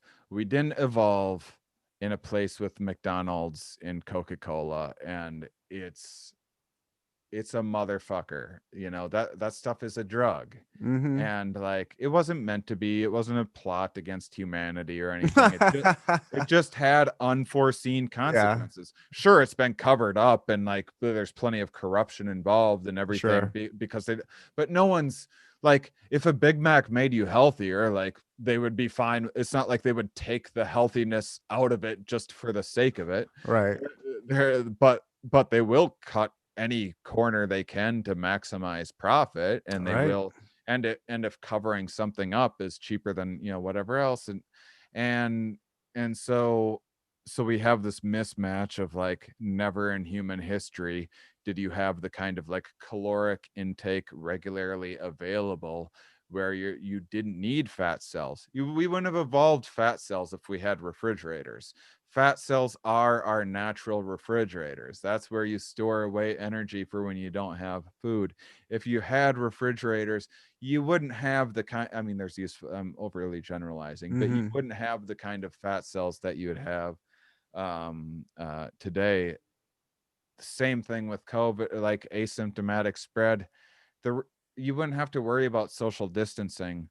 if someone was actually, if you got COVID and you were showing symptoms immediately Mm-hmm. and choking on your own lung fluid, which, like, I know a ton of people that have had COVID, healthy and not healthy, and some of them had a fine go of it. And I know a lot of people that thought they were going to die, like Really? healthy people in their 20s that didn't like have the energy to call for an ambulance. Wow. And and and I don't want to like try. I know plenty of people that, like, it was inconvenient. Right. um but but and we should look at statistics and not anecdotal evidence for things, absolutely. So I even hate saying stuff like that. But I think that, but like, if you were at a comedy show and there was like a whole table of people next to you just like coughing up, like like a Right. dry cough, like Mm-hmm. they can't, like, that wouldn't be a funny show. Like, Oh, the if whole you knew time there you'd was a be angry. You'd be, pandemic and yeah, yeah. you'd be like, what the fuck? Yeah, I gotta get out of What's here. sneaky about this is it's asymptomatic. You can't, and so there's it fucks with the mind so much that there's the cognitive dissonance of like, well, why isn't, if I have something to worry about, why am I not seeing these signals that my brain has evolved to detect? Mm-hmm. It's because a novel virus outwitted your evolved Right. It's a novel virus. signals. So I think the whole thing is fucking fascinating. But yeah, some of the smartest, most balanced, intelligent people that and not every scientist, there's plenty of scientists that think like, this is being overplayed, or that, but they're usually like social scientists or something. They're not like infectious disease people. But I think that like I do whatever. Whenever I talk with a biologist, I ask them like what they're doing, like with their kids, their amount of quarantining or whatever, how close they like them personally they're getting to Right. people, and then I do that. Okay. Oh, that And makes sense. and they're being real careful. And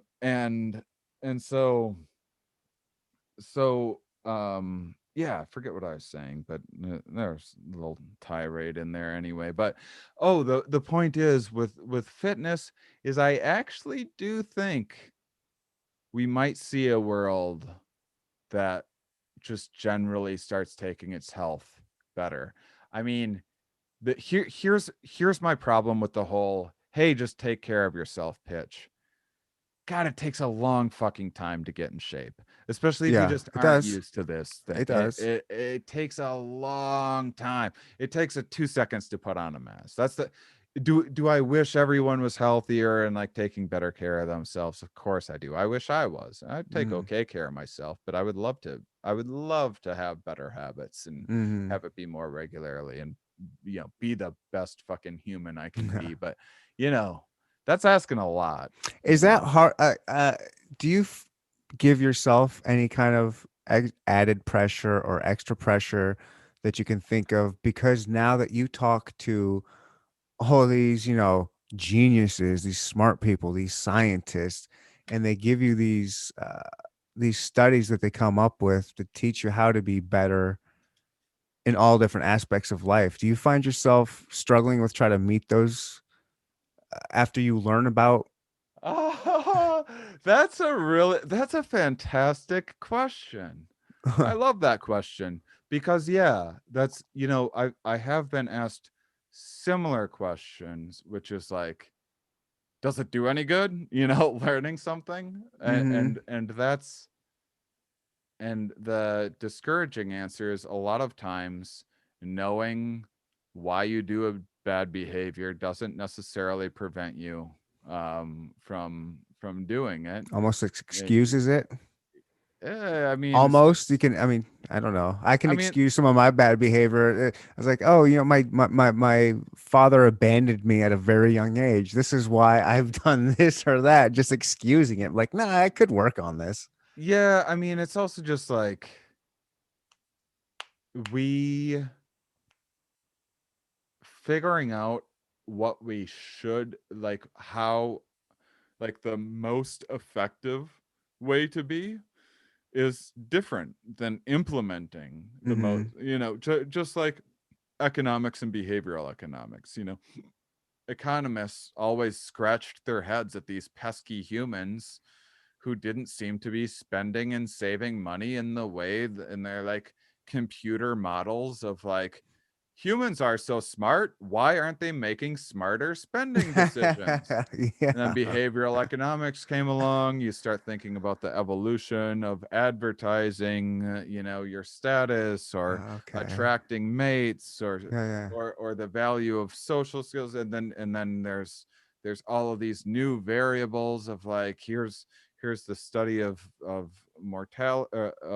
morality of like why people like everyone generally cheats like 10 or 20% more than like one or two like bad guys doing all of if all the pens go missing in an office, it's not one pen bandit, it's everyone taking Yeah. like a couple pens and justifying it to themselves. Mhm. But yeah, I think that sometimes I beat myself up for like, God, you know how to do this, just do it.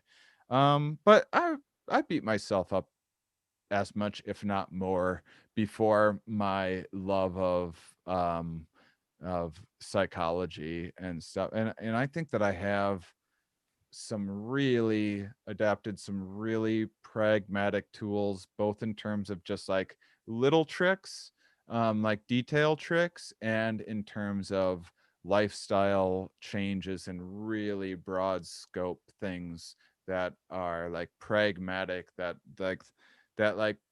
someone, I'm sure someone probably would have told me in a self-help book or whatever anyway, but it like took science for me to like, oh, and that's why that works. Like Mhm. I need science to tell me why the exhale um during meditation triggers the parasympathetic response, which and then kind of inserting your conscious focus into that aspect of it tends to tends to trigger consciousness to be focused on that relaxation response more than the inhale that you do like when you bench press or something. That's when you want the stress response. And I could have just like followed the instructions, but I need to know why something I, happens. yeah, I'm the same way. And so there's tons of stuff like yoga, like I love doing. I can tolerate someone talking about like their chakras and stuff like that and follow the instructions and have a nice yoga session. I Mhm. would just prefer the person that's like breaking down exactly like why this fascia does this in this way, even though I don't even understand. It's not the science I'm interested in, so I don't understand what they're talking about, but Okay. they'll say certain things that like click into place of like, oh, that's interesting.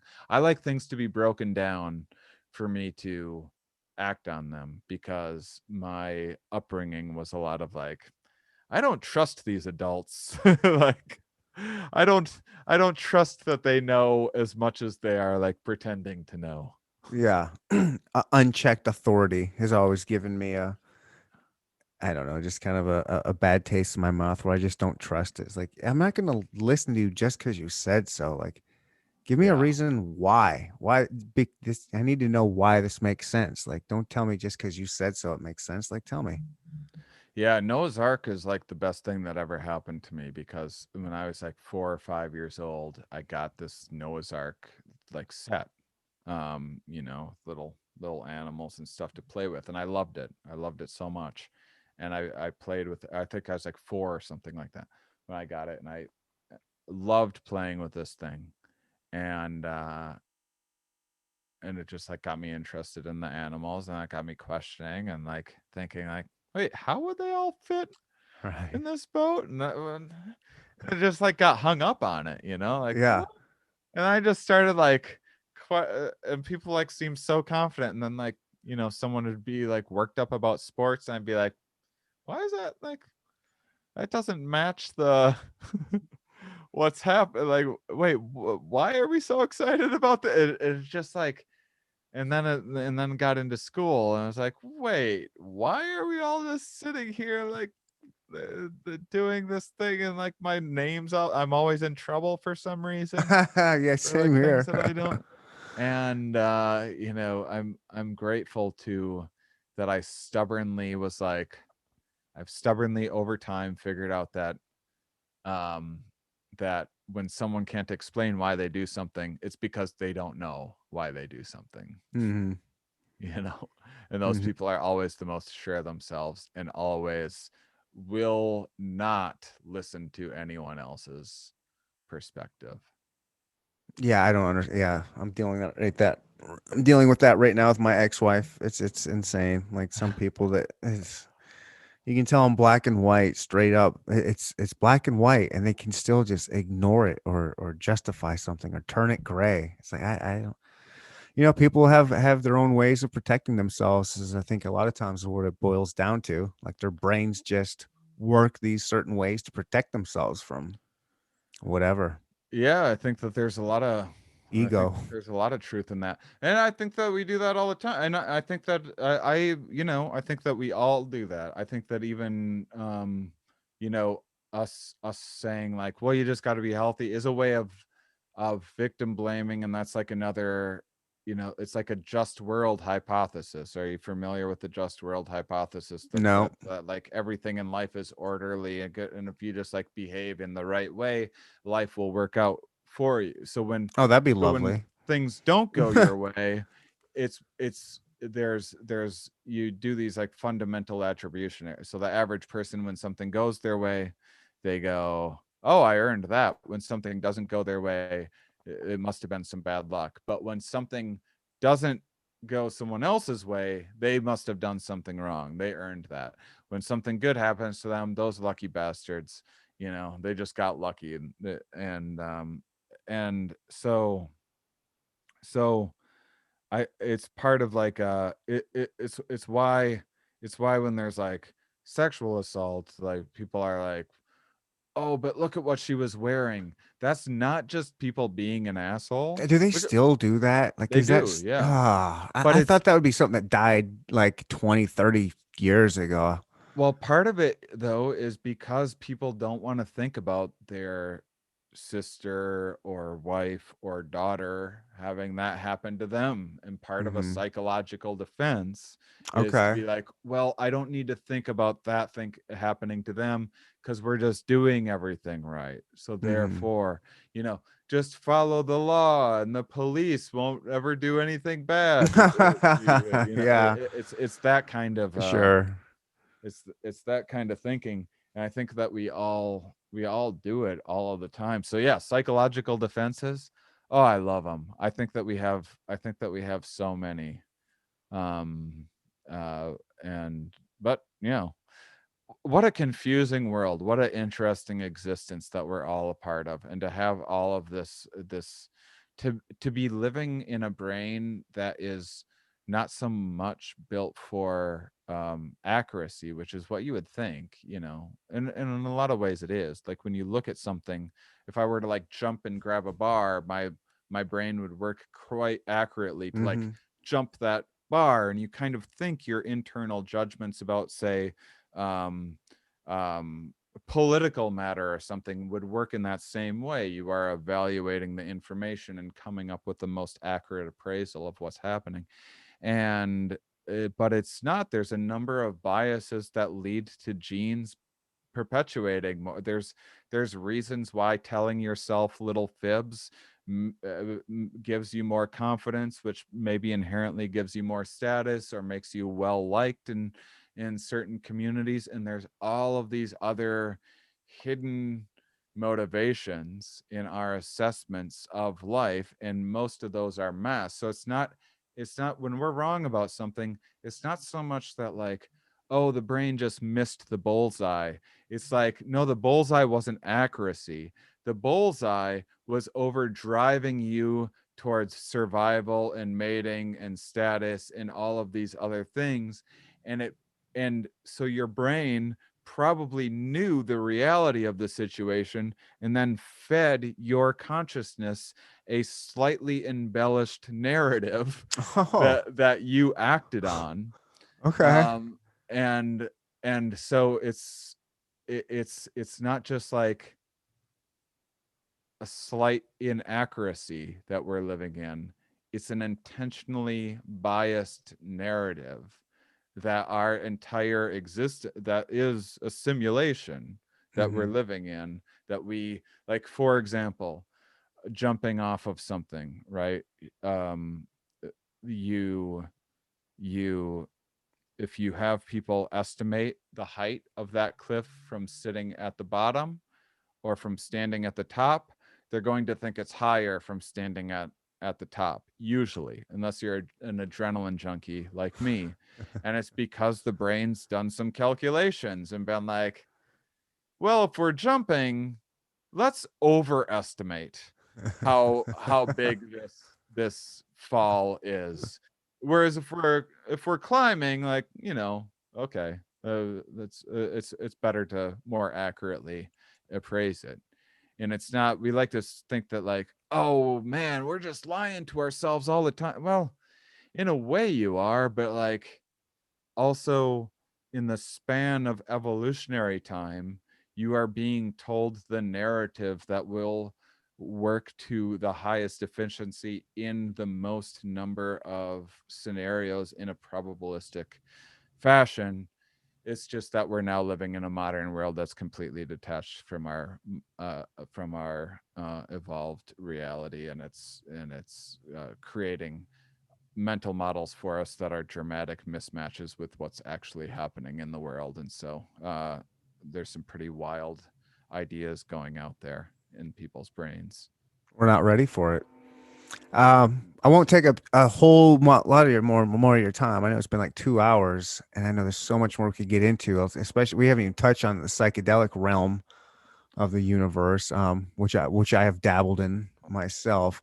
Um, Yeah, nice. but like, Yeah, I had a psychic on just the other day, and it was nice.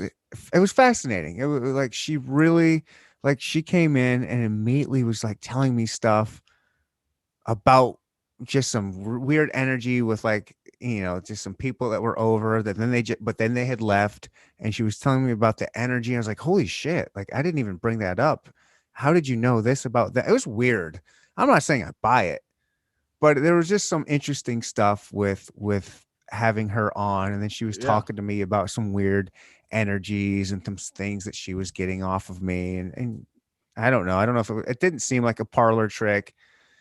Yeah, no, I think that people are interpreting information in different ways and have privileged acts, especially, we're dudes, and uh females are going to have different perceptions of reality, just like um people in different stages of their life are going to be having Hmm.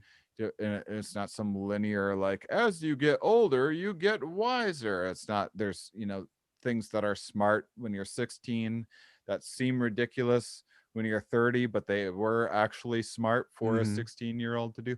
And anyway, within that, I would say that my favorite way of thinking about things like that is that, so synesthesia, where you kind of someone has their their brain is constructed in such a way that there's, so I have categories. We all have categories in our mind, like, this is a food, this is a smell, this is a word, right? And there's the brain starts off as kind of a blob. There's a synaptic pruning that, like, isolates those areas so it's not all such a mess, Right. to help organize things. And sometimes, like what happens with psychedelics, like you mentioned, it induces synesthesia. But sometimes people didn't have some of those connections severed between those categories, and so Mm. someone will like hear a word and see like, uh, Oh. the number 11 looks yellow to me. And and it's like a very, very mild synesthetic. Everyone has like a little bit of this, and every time I'm going to say either yellow and if I think of the color yellow, I see 11, and I have to like be careful before saying either one, and but some people have this like extreme, and so there's this conductor who saw colors. Have you heard about people that like see colors and stuff? Yeah, yeah. I mean, it's just musical information processed in their visual center. Mm-hmm. That's all. It's just a different, just like, we don't see make our way in like a sonar perception in the way in which a bat might. It doesn't mean the bat's crazy. Yeah. The bat simply perceives information differently. So there's this orchestra conductor that saw music in colors, and so much so that he didn't know that other people didn't. And but he was a brilliant conductor, I guess, and as the story goes, he would be like, trumpets, I need more violet out of you, and they wouldn't know what the hell he was talking about, but they'd Oh press wow. buttons, they'd try different notes until eventually he'd be like, "No, that's orange," and then Oh they'd wow, finally that's get so to, cool. and they'd finally get it, and then they would learn to be like, "Oh, B flat, he mean is It's violet," violet. and so they would learn to like translate what he was saying, but they were both after the same objective reality, which Mhm. is B flat. I mean, of course, that's a subjective thing that we've stamped on a blah blah blah. We could talk about that endlessly, but B flat, or at least the spectrum that somewhat categorizes B flat, is an objective reality of like, an aspect of sound waves that can be measured, and it's just his way in which he interprets that information was through more visual processing than, also his hearing as well, but visual processing. And I think stories like that are, I think people pick up on things all of the time that, I think all of our, just like polyglots have an intuitive sense of language, and it's nothing at all for them to pick up a sixth language. It's easier for them to learn a sixth language than it is for me to like improve upon my English a little bit or Mhm. whatever. And in that same way, I think what you're seeing with psychics and that sort of thing is something like that going on. That's then probably embellished a little bit by we by putting labels on these things, and then characterizing this behavior in like a mystical way.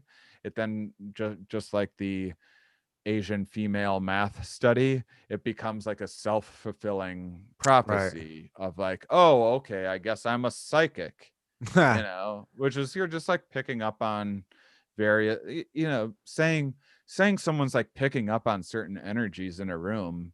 How, I mean, how different is that than saying like, I was at a party, I didn't like the vibe? Mhm.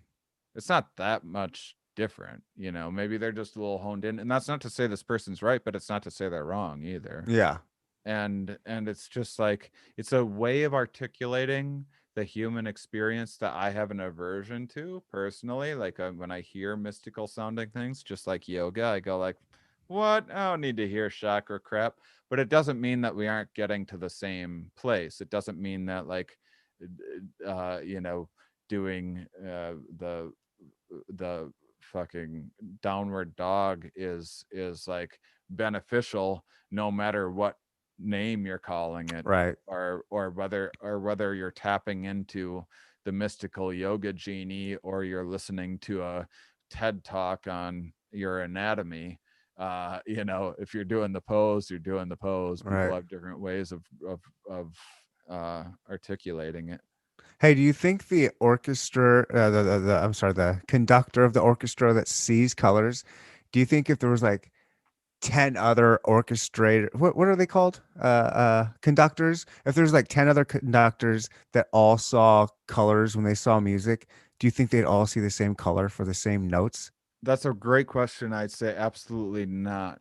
I think that would be, uh I would venture to say that would seem really strange to me if they did. But maybe that'd be so interesting to find out. I mean, it'd be hard to because there's probably like 10 of these people on the planet right I'll get now. them all together. What Yeah, color's you B know. flat for you motherfuckers? Yeah, it shouldn't be that hard to do with a study. That would be really fascinating to find out. God, I would love to see that study. That's interesting. I'll ask I'll try to ask someone if I have a guest on talking about synesthesia or something. I'll try to ask. That's a fantastic question. My thinking is that to find someone that has the exact same synesthesia, I don't think that like most of our most of our brains are like similar in a Mm, lot of ways. And people with synesthesia, their brains are different in also different like peculiar ways. Like they one person sees music, another person hears the name Jennifer and smells cotton candy, just like bizarre stuff like that because it's just wow. different. So it's different categories and different parts of the brain that's happening to. And so this is I mean, it's not even you can basically, if you do psychedelics, you're kind of experiencing in many ways a temporary synesthesia. So this isn't even just like about smelling colors or whatever. This is like what I believe I've done with psychedelics and what people try to do with meditation and everything else is created pathways into the subconscious mind that you wouldn't normally have the same kind of access to, you know like you do mushrooms and you have like multiple like shower thoughts. So shower thoughts are this great thing, like, once a week or once a shower or something like that. You have this aha moment. Wow, what a terrific idea. I should study that. Synesthesia. Does everyone see the same color blue sky when there's a C flat or whatever? That's a great thought. On mushrooms, you have thoughts like that, like just like one after another, like epiphanies like that. And I don't think that it generates new thoughts. I think that it's tapping into just that same kind of shower, the stuff that was percolating on the Mhm. bottom of your, just under your conscious awareness, and it just like traps you down um, a, a little bit more. So I think that, you know, I don't know. I don't really know what but basically, there's so many different forms of synesthesia that that would be a really tough thing to study. And that's why I would predict that they would see them in slightly different colors. But holy crap, would that be awesome to find out? Yeah. There's if we see things and the brain categorizes things to differentiate, and then once it does, it fine tunes the borders of those categories. So if you're like a color spectrum, the borders that we're taught are the ones that we assign colors to. So different cultures sometimes have different, like a different kind of yellow or a slightly different kind of red. And so if you give one of those big crayon sets of like 300 crayons Hmm. to several different cultures, they will draw different rainbows. If you say like, "Hey, how's Oh that wow. rainbow look? Take these crayons and draw that rainbow." You don't label any of them with what they say. They'll draw and this culture will inevitably like be picking the same colors. This other culture will be picking the same colors. It's close. It's still, it's still a spectrum of light, and still is like, red and blue shift are two different things, um, on two different ends of things. But it's still, but culturally, they're slightly different. Well, that's interesting. Yeah. You ever gonna shave that beard? You've been growing that thing. I just had one. I started mine in March as soon as our quarantine lockdown started, Kansas City. I just shaved it about a month ago. Yeah, I mean, so you really shouldn't have a beard like this for masking if you're really looking to be careful. And so I've been super quarantined, and now with the new variants and stuff going on, if I can't get a vaccine sooner than later, and I'd rather let people like essential workers and people that like really need it, Mm-hmm. because I don't mind chilling for another month if it can get to people that need it more. But that being said, I would like to start, going on outdoor hikes or like playing pickleball with like a Nice. close I group love of pickleball. trusted friends or whatever once Yeah. it's warm out and it's outdoors and everything else. And I think as an extra layer of precaution, it might be a good idea for me to really, I mean, I'm doing that based on a different kind of, it's only with people that I like trust to be taking COVID as careful as it's like being in an open relationship. And then, Nice. and then, and then, also being distanced and outdoors, like on a hike or whatever, or Mm-hmm. playing pickleball, and like trying my best to keep distance when possible. So, but if I start getting in a situation where I'm like want to be going into grocery stores or something rather than getting the takeout, I would shave this to wear a mask. And then so that's like the technical thing, just because I also think that, like, just because I'm a science communicator, I'm like, I kind of want to like set a good example for people too, and tell people like the best ways to like keep themselves from spreading things. Yeah, But but but the beard goes a long way in the psychedelic community. yeah, I mean, I'm kind of distancing myself from the psychedelic community because Are all ya? conspiracy stuff going on with it. Yeah, I mean, Okay. the Q Yeah. shaman stuff Oh, like that. jeez. I've been getting hounded by people like that through all of COVID because there's a lot of motivated reasoning in the wellness community, and the like psychedelics are cure all Mm-hmm. type of magic bullet kind of thinking that people want to think. And so they see anything like related to science, or like traditional, or like mainstream accepted science, or whatever, as a threat to um their perspective, which is like, everyone needs to eat mushrooms all the time and live in the woods Mm-hmm. and be in nature and stuff.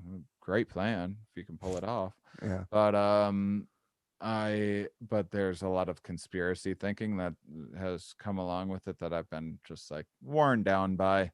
I never got any complaints. Like, I never had people um um like before be like, this researcher doesn't know anything about personality differences, or like, uh, they don't really know how mosquitoes mate. This person's full of shit. But once people are confronted with an actual inconvenience, once they actually have to do something about a scientific reality, that's when people have lots of problems with it, and construct a lot of narratives. And I'm trying to distance myself from that as much as possible. But the beard, I mean, I do like the idea of not performing until COVID is actually like behind us. And when Mm-hmm. I say March 22, that's not just COVID. Like, I'm factoring in there's going to, that's allowing myself wiggle room. That's factoring in that, like, I think things will be like pretty close toward normalization by September ish. But that's um uh that's also the live entertainment. Like, every comic and every band is going to be like, you know everyone's going to be trying to like set up any show that they can. And there's going to be people are going to be competing to perform on a Monday Right. night. And there's not going to be just like this is a hard time to be a podcaster because it's so saturated, it's going to be a hard time to be a live performer even once COVID is behind, and even once COVID is behind us, and like who knows what's going on with venues and what ones are still going to be open. There's going to be a little change in the rebuilding. Right. So when I say I didn't mean to like terrify the average Joe, when I said over a year from now, it's just that stand-up comedy in particular is like a whole separate way more constraints and demands and various things that your average that uh are beyond what like normal life is like. Mm-hmm. Most people are going to live relatively normal lives before stand-up comedy will be a practical thing to do in comedy clubs.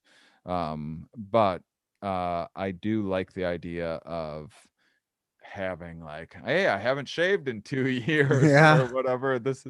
There's I have some ideas for some stuff to do with that. I don't want to share them, Yeah, that's fine. but um but I'll tell you, I don't know if I like it.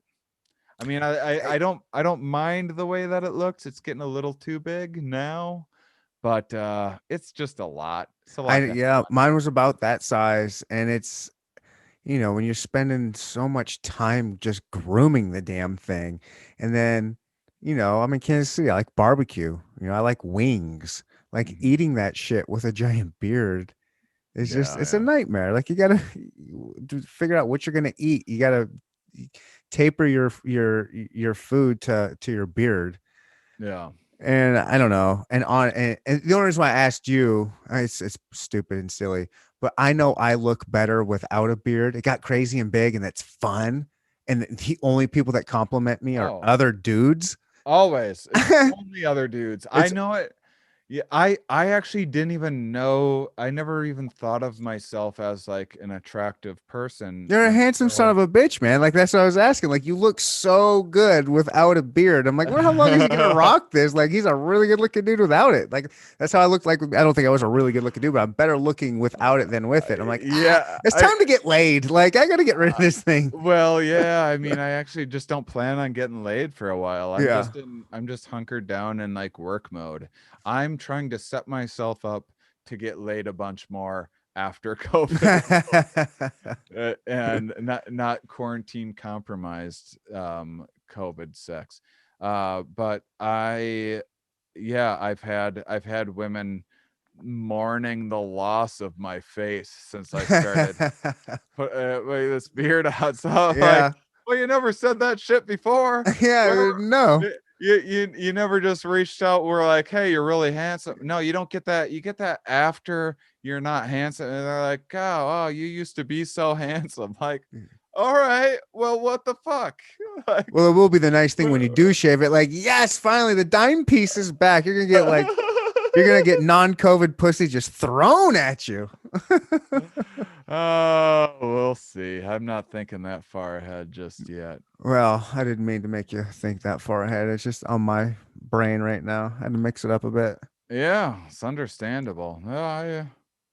Yeah, I go back and forth with like, am I really gonna go a whole nother year without getting laid? Huh. I could. I've thought about like online dating. Yeah. I did a when um I ended up breaking my feet, but I did intentionally. I got out of a relationship and it was like three back to back, like, 3-year long relationships. And I was like, I need a fucking break from, Hmm. and I just committed to myself because I go crazy about women. Like I'm like I move in, like I'm getting Oh, in, really? like, oh yeah, I just like I fall in love like I fall in love faster than like almost any guy I've ever met. And and so It's fun to fall in love, man. It's it is. fun. It's great. And so I was like, I'm taking a break. I'm taking a year from like all things women. Like, I'm not, I mean, I think I watched like, did I watch? I mean, I'd masturbate or whatever, but I wouldn't like in real life, if I even like saw an attractive woman, like, walk. I see a truck. I would just like walk across the street, like look somewhere else. Like I don't want to look at this one. I don't even want to think about it. Like that's how strict I was for like a year. It was super awkward getting back into things, being rusty for a year. Sure. Um, but I will say that year was like incredible. It was like an incredibly productive year. I You're got a right. ton of stuff done. And so I don't know. I'm kind of inclined to be like 2 years is not a plus I'm 40, 41, 41, 42. That's kind of like prime time for a dude, really. Especially if I can get my money sorted. So Yeah. like that's a good age That's for a I'm dude. 41. It's a great age right now. Yeah, it really is. I mean, you can't be broke and be a dude at any age, but if you can if you can get your stuff together and be uh, like 40s is a pretty when dudes have fairly high mate value usually. Yeah, I didn't even think about that, but it is. I've been Oh, I enjoying it. have. Oh, I've been thinking about it Been waiting your whole life to be 40, since and now you're gonna go celibate for another year and grow this beard even crazier. well, that You've is been the looking your tough. whole life for this. Take advantage. You I got the know. pandemic though, the damn Since like pandemic. since like 30, I was like, yeah, I think that I mean the pandemic's always even like say I got COVID and like got over it or whatever. Like I still can't tour, because I Mm-hmm. still got to like draw people in Right, and right. there's consumer confidence issues, so I'm broke. I'm gonna be so it's not just COVID, it's also just being broke for another year. I got some things I'm working on, but anyway, I I have oh shit, what was I saying? I don't know. I don't remember. It's I don't okay. remember. Yeah. It's about taking time off to work on yourself and work on more things and not get laid Yeah, and maybe a yeah, whole nother year of ladies. it. Yeah. But Ladies, yeah, oh, ladies, that's what I was ladies. gonna say. I remember like 30 years old and getting like real way more into like evolutionary biology and psychology and just looking at it and being like, oh yeah, yeah, guys mate value kind of skews older. It takes a while to like increase status and resources and these other things, and so then that makes the females evolve to respond more positively to cues of um, uh, aging, being around that age. And so I was Mm-hmm. like, yeah, if I think I've been looking forward to being in my 40s for a long time. I had a pretty good 30s, but I've been looking forward to 40s. Um, like worst, you don't want to be a dude like early 20s. The dudes get locked in their early 20s, and that's just like whew, Yeah. that's You're not the missing the time. point. You're missing the point. Missing the That's point at not the 20s time. doing that. I don't understand that, but it works Yeah. if that's their journey they want to be on. They'll learn their lesson one way or the other, or Yeah, maybe they live will. happily ever after, I suppose. Mhm. There's Happily for that. some people. Yeah, there's that life out there for them. It ain't for me. Well, cool, man. I had a great time. Me too, man. I really appreciate it. This was awesome, man. Yeah, and cool. Well, Let's do it. thanks Well, for yeah, we'll, having we'll me. end it up. Yeah, I appreciate you here. I don't know, man. If you ever roll through Kansas City, I'd love to grab a beer with you. Well, if you're drinking then, or I might be. Who knows? we'll see. But yeah, I would love to. Nice. I look forward to getting back to Kansas City in 2022. 2022. We'll see you then. And yeah, thanks again, Shane. This was a lot of fun for me, Yeah, and yeah, thank you. yeah. Thanks for having me. It was great. All right, now we'll figure out how to end this. End right there. All right, bye.